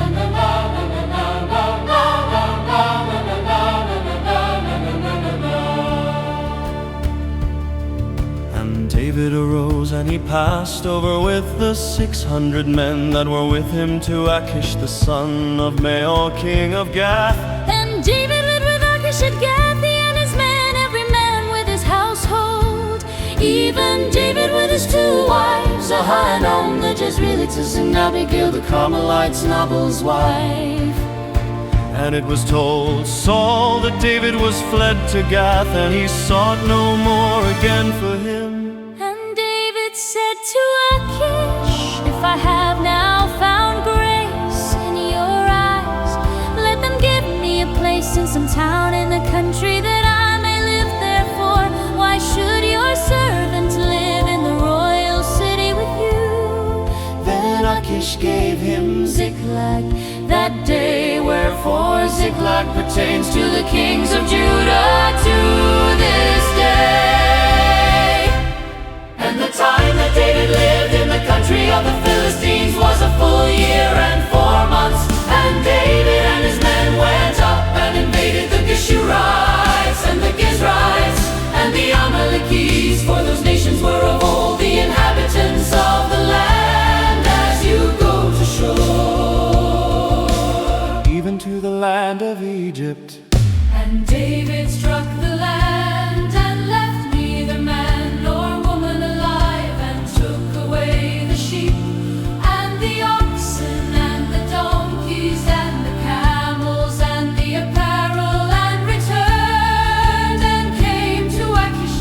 And Achish said, where have you made a raid today? And David said, against the south of Judah, and against the south of the Jerahmeelites, and against the south of the Canaanites. and David saved neither man nor woman alive, to bring tidings to Gath, saying, lest they should tell on us, saying, so did David, and so will be his manner. All the while He lives in the country of the Philistines.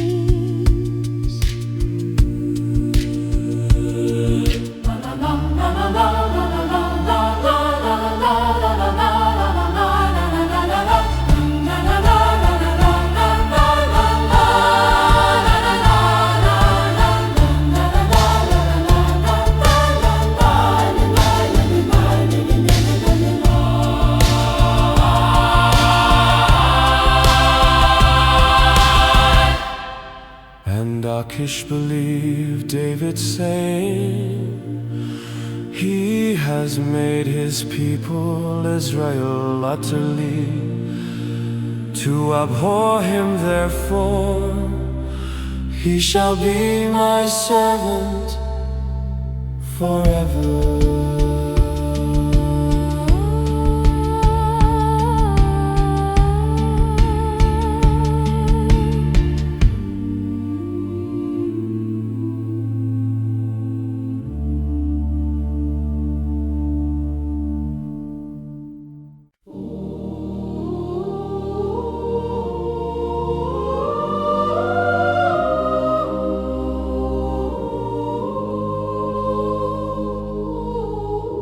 And it happened in those days that the Philistines gathered their armies together for warfare to fight with Israel. And Achish said to David, know assuredly that you shall go out with me to battle, you and your men. And David said to Achish, surely you shall know what your servant can do. And Achish said to David, therefore will I make you keeper of my head.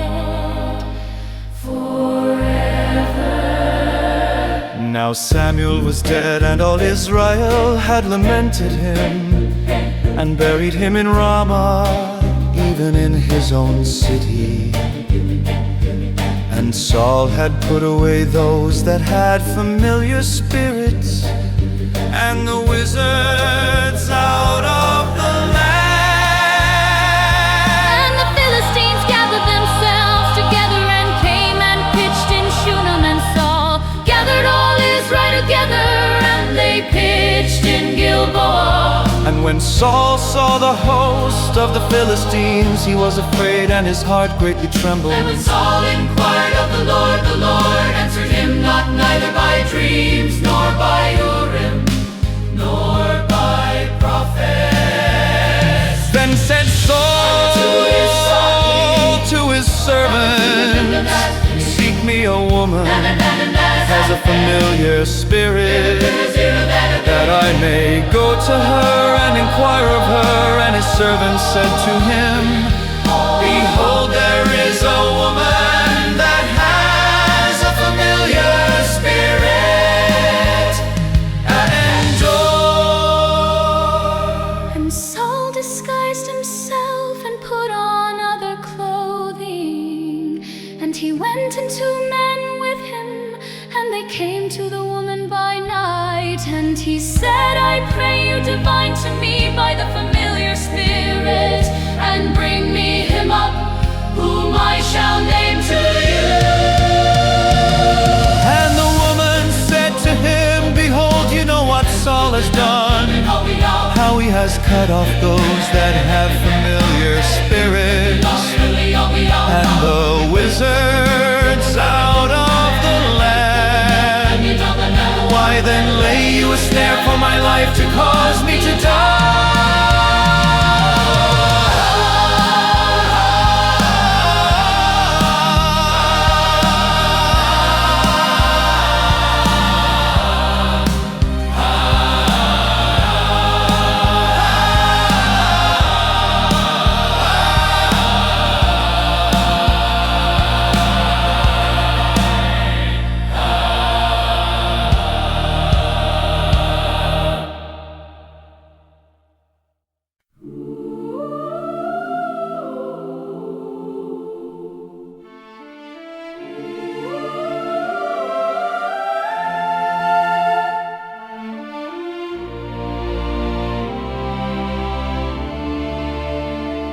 And Saul swore to her by the Lord, saying, as the Lord lives, there shall no punishment happen to you for this thing. Then said the woman, whom shall I bring up to you? And he said, bring me up Samuel.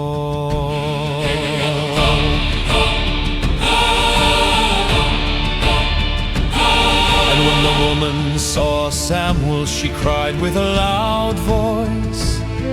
And the woman spoke to Saul, saying, why have you deceived me, for you are Saul? And the king said to her, be not afraid, for what saw you? And the woman said to Saul, I saw God ascending out of the earth.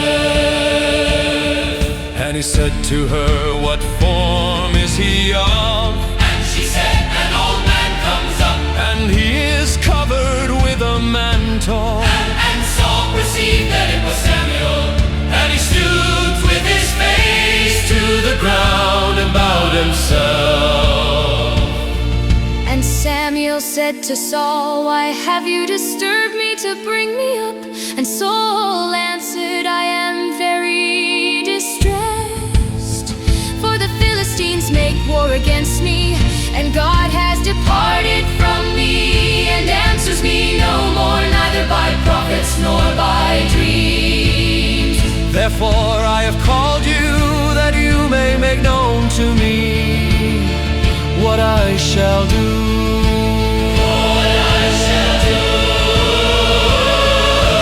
Then said Samuel, Your voice is Samuel. why then do you ask of me, seeing The Lord has departed from you and has become your enemy. and the Lord has done to him as he spoke by me. For the Lord has torn the kingdom out of your hand and given it to your neighbor, even to David.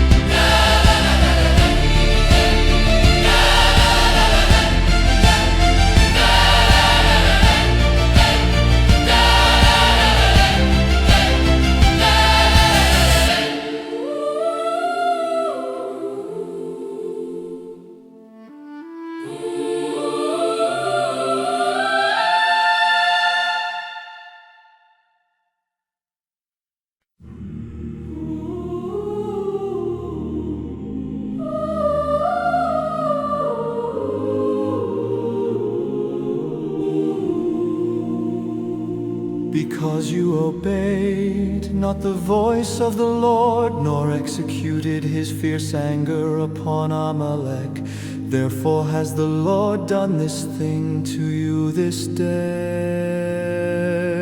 Moreover, the Lord will also deliver Israel with you into the hand of the Philistines, and tomorrow shall you and your sons be with me. The Lord also shall deliver the army of Israel into the hand of the Philistines. Then Saul fell immediately all along on the earth, and was very afraid because of the words of Samuel, and there was no strength in him, for he had eaten no food all the day, nor all the night. And the woman came to Saul and saw that he was very troubled, and said to him, Behold, your servant has obeyed your voice, and I have put my life in my hand, and have listened to your words which you spoke to me. Now therefore I pray you listen also to the voice of your servant, and let me set a piece of food before you, and eat that you may have strength when you go on your way. But he refused and said, I will not eat. But his servants together with the woman urged him, and he listened to their voice. So he arose from the earth and sat upon the bed. And the woman had a fat calf in the house, and she hurried and killed it, and took flour and kneaded it, and baked bread without yeast. And she brought it before Saul and before his servants, and they did eat. Then they rose up and went away that night.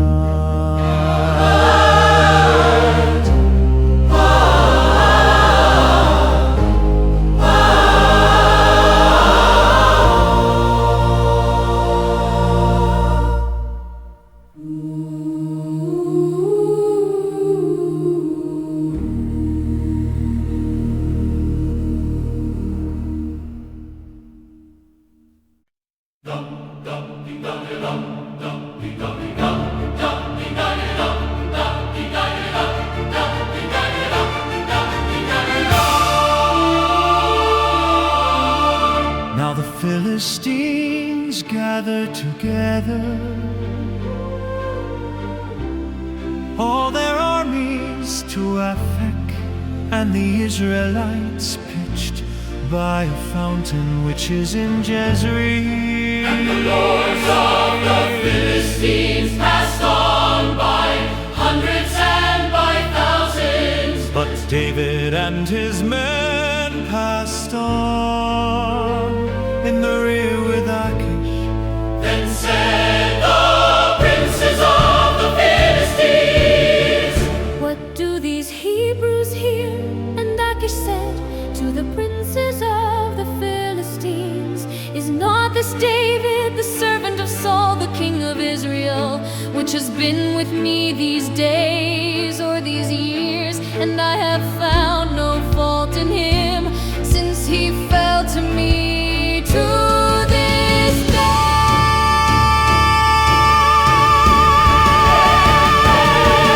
And the princes of the Philistines were angry with him, and the princes of the Philistines said to him, "Make this fellow return, that he may go again to his place which you have appointed him, and let him not go down with us To battle, lest in the battle he be an adversary to us. For wherewith should he reconcile himself to his master? Should it not be with the heads of these men?" Is not this David of whom they sang one to another in dances, saying, Saul slew his thousands, And David his 10,000.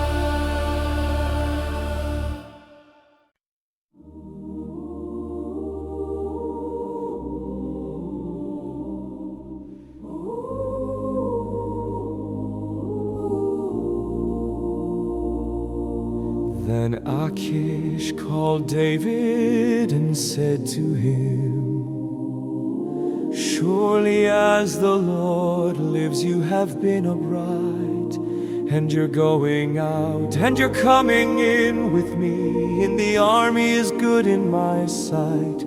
For I have not found evil in you since the day of your coming to me, to this day. Nevertheless, the Lord's favor you not. Therefore now return and go in peace, that you displease not the lords of the Philistines. And David said to Achish, But what have I done, and what have you found in your servant so long as I have been with you? To this day that I may not go fight against the enemies of my Lord the King. And Achish answered and said to David, I know that you are good in my sight, as an angel of God notwithstanding. The princes of the Philistines have said, He shall not go up with us to the battle. Therefore now rise up early in the morning with your master's servants that are come with you. And as soon as you be up early in the morning, and have light depart. So David and his men rose up early to depart and into return into the land of the Philistines.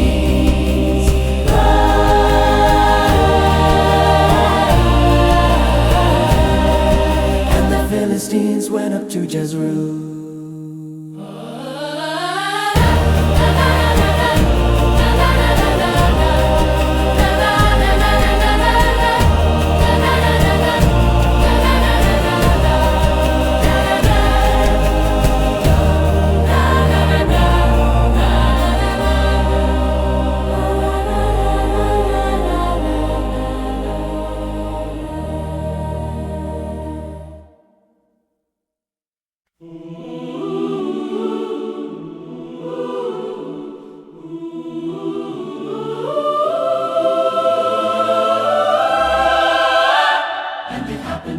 When David and his men were come to Ziklag on the third day that the Amalekites had invaded the south, and Ziklag, and struck Ziklag, and burned it with fire, and had taken the women Captives that were therein, they killed not any either, great or small. but carried them away and went on their way. So David his men came to the city, And behold, it was burned with fire, and their wives and their sons and their daughters were taken captives.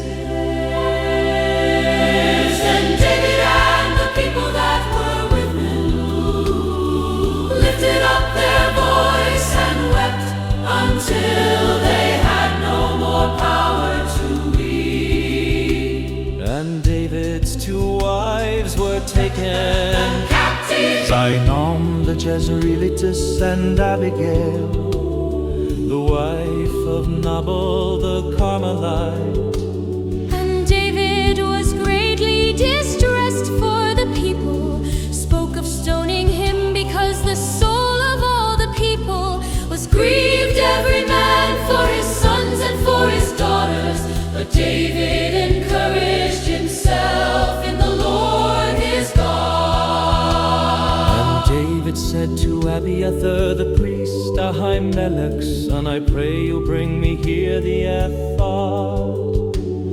And Abiathar brought there the ephod to David. And David inquired of the Lord, saying, Shall I pursue after this troop? Shall I overtake them? And he answered him, Pursue, for you shall surely overtake them, and without fail recover all. So David went, he and the 600 men that were with him, and came to the brook Besor, Where those that were left behind stayed. But David pursued, he and 400 men, for 200 stayed behind, which were so faint that they could not go over the brook Besor.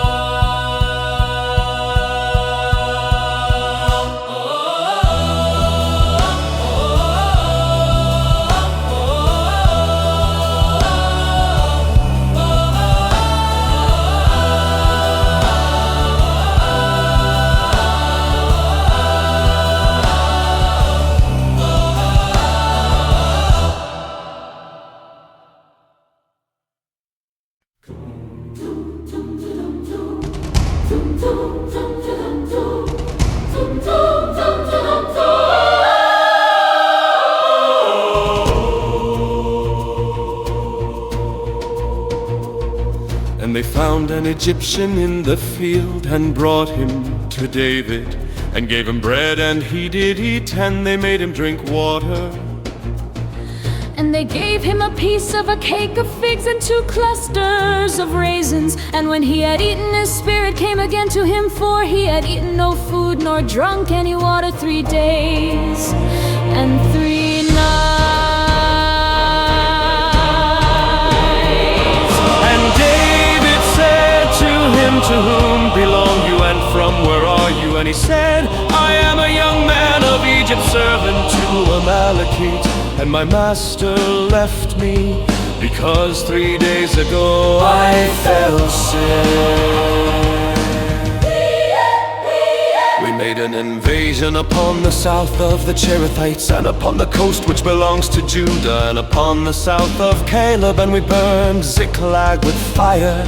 And David said to him, Can you bring me down to this company? And he said, Swear to me by God that you will neither kill me nor deliver me into the hands of my master, and I will bring you down to this company. And when he had brought him down, look, they were spread abroad upon all the earth, eating and drinking and dancing, because of all the great spoil that they had taken out of the land of the Philistines, and out of the land of Judah. And David struck them from the twilight even to the evening of the next day, and there escaped not a man of them except 400 young men, which rode upon camels and fled.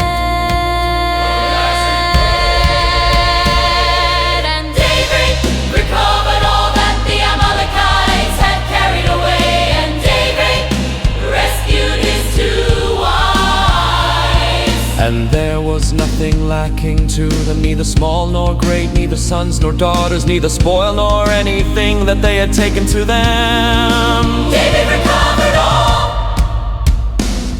And David took all the flocks and the herds which they drove before those other cattle, and said, "This is David's spoil."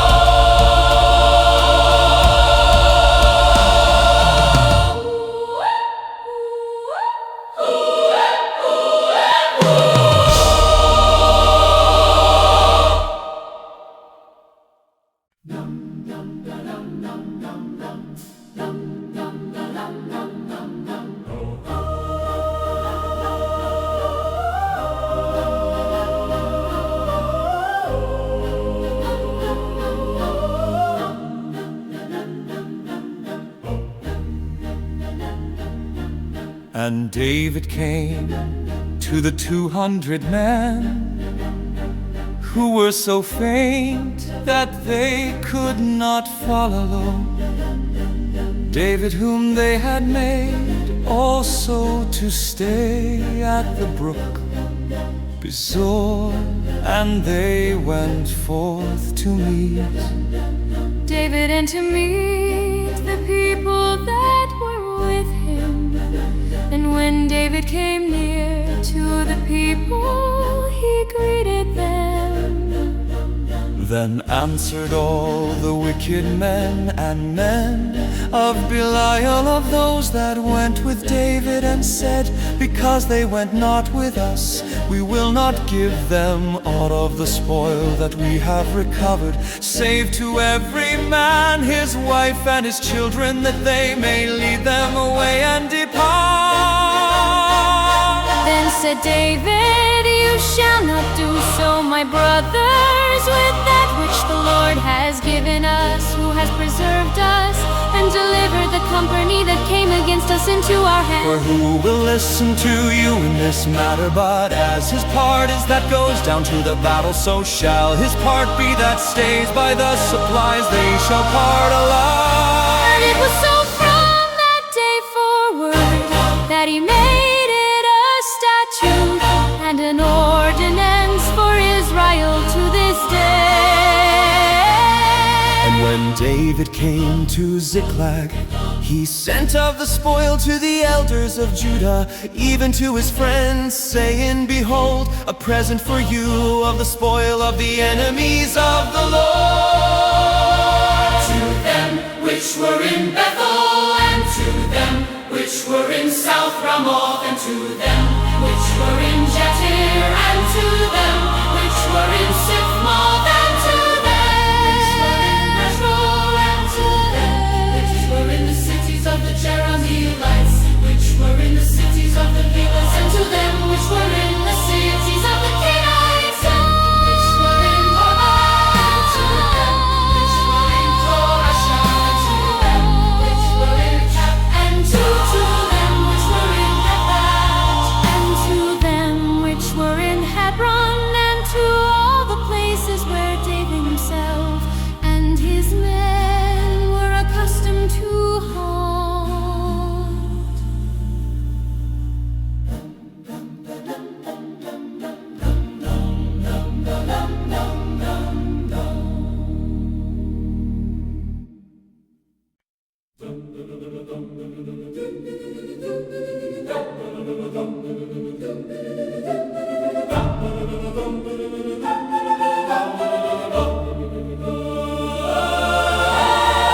Now the Philistines fought against Israel, and the men in Israel fled from before the Philistines, and fell down slain in Mount Gilboa.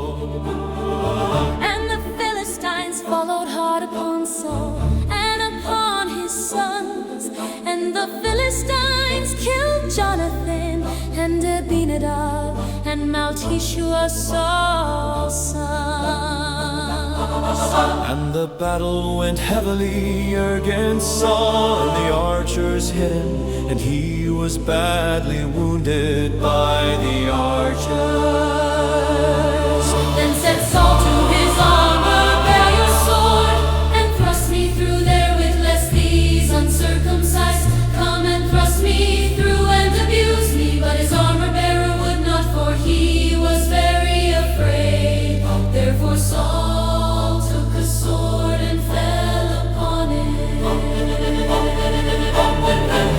his armor-bearer saw that Saul was dead, he fell likewise upon his sword and died with him. So Saul died, and his 3 sons, and his armor-bearer, and all his men that same day together. And when the men of Israel that were on the other side of the valley, and they that were on the other side of Jordan, saw that the men of Israel fled, And his sons were dead, they forsook the cities and fled. And the Philistines came and lived in them. and it happened on the next day, when the Philistines came to strip the slain, that they found Saul and his 3 sons fallen in Mount Gilboa. They cut off his head and stripped off his armor and sent into the land Of the Philistines round about, to publish it in the house of their idols. And among the people, And they put his armor in the house of Ashtaroth. and they fastened his body to the wall of Bethshan. And when the inhabitants of Jabesh Gilead heard of that which the Philistines had done to Saul, All the valiant men arose and went all night and took the body of Saul and the bodies of his sons from the wall of Bethshan and came to Jabesh and burned them there. And they took their bones and buried them Under a tree at Jabesh, and fasted 7 days.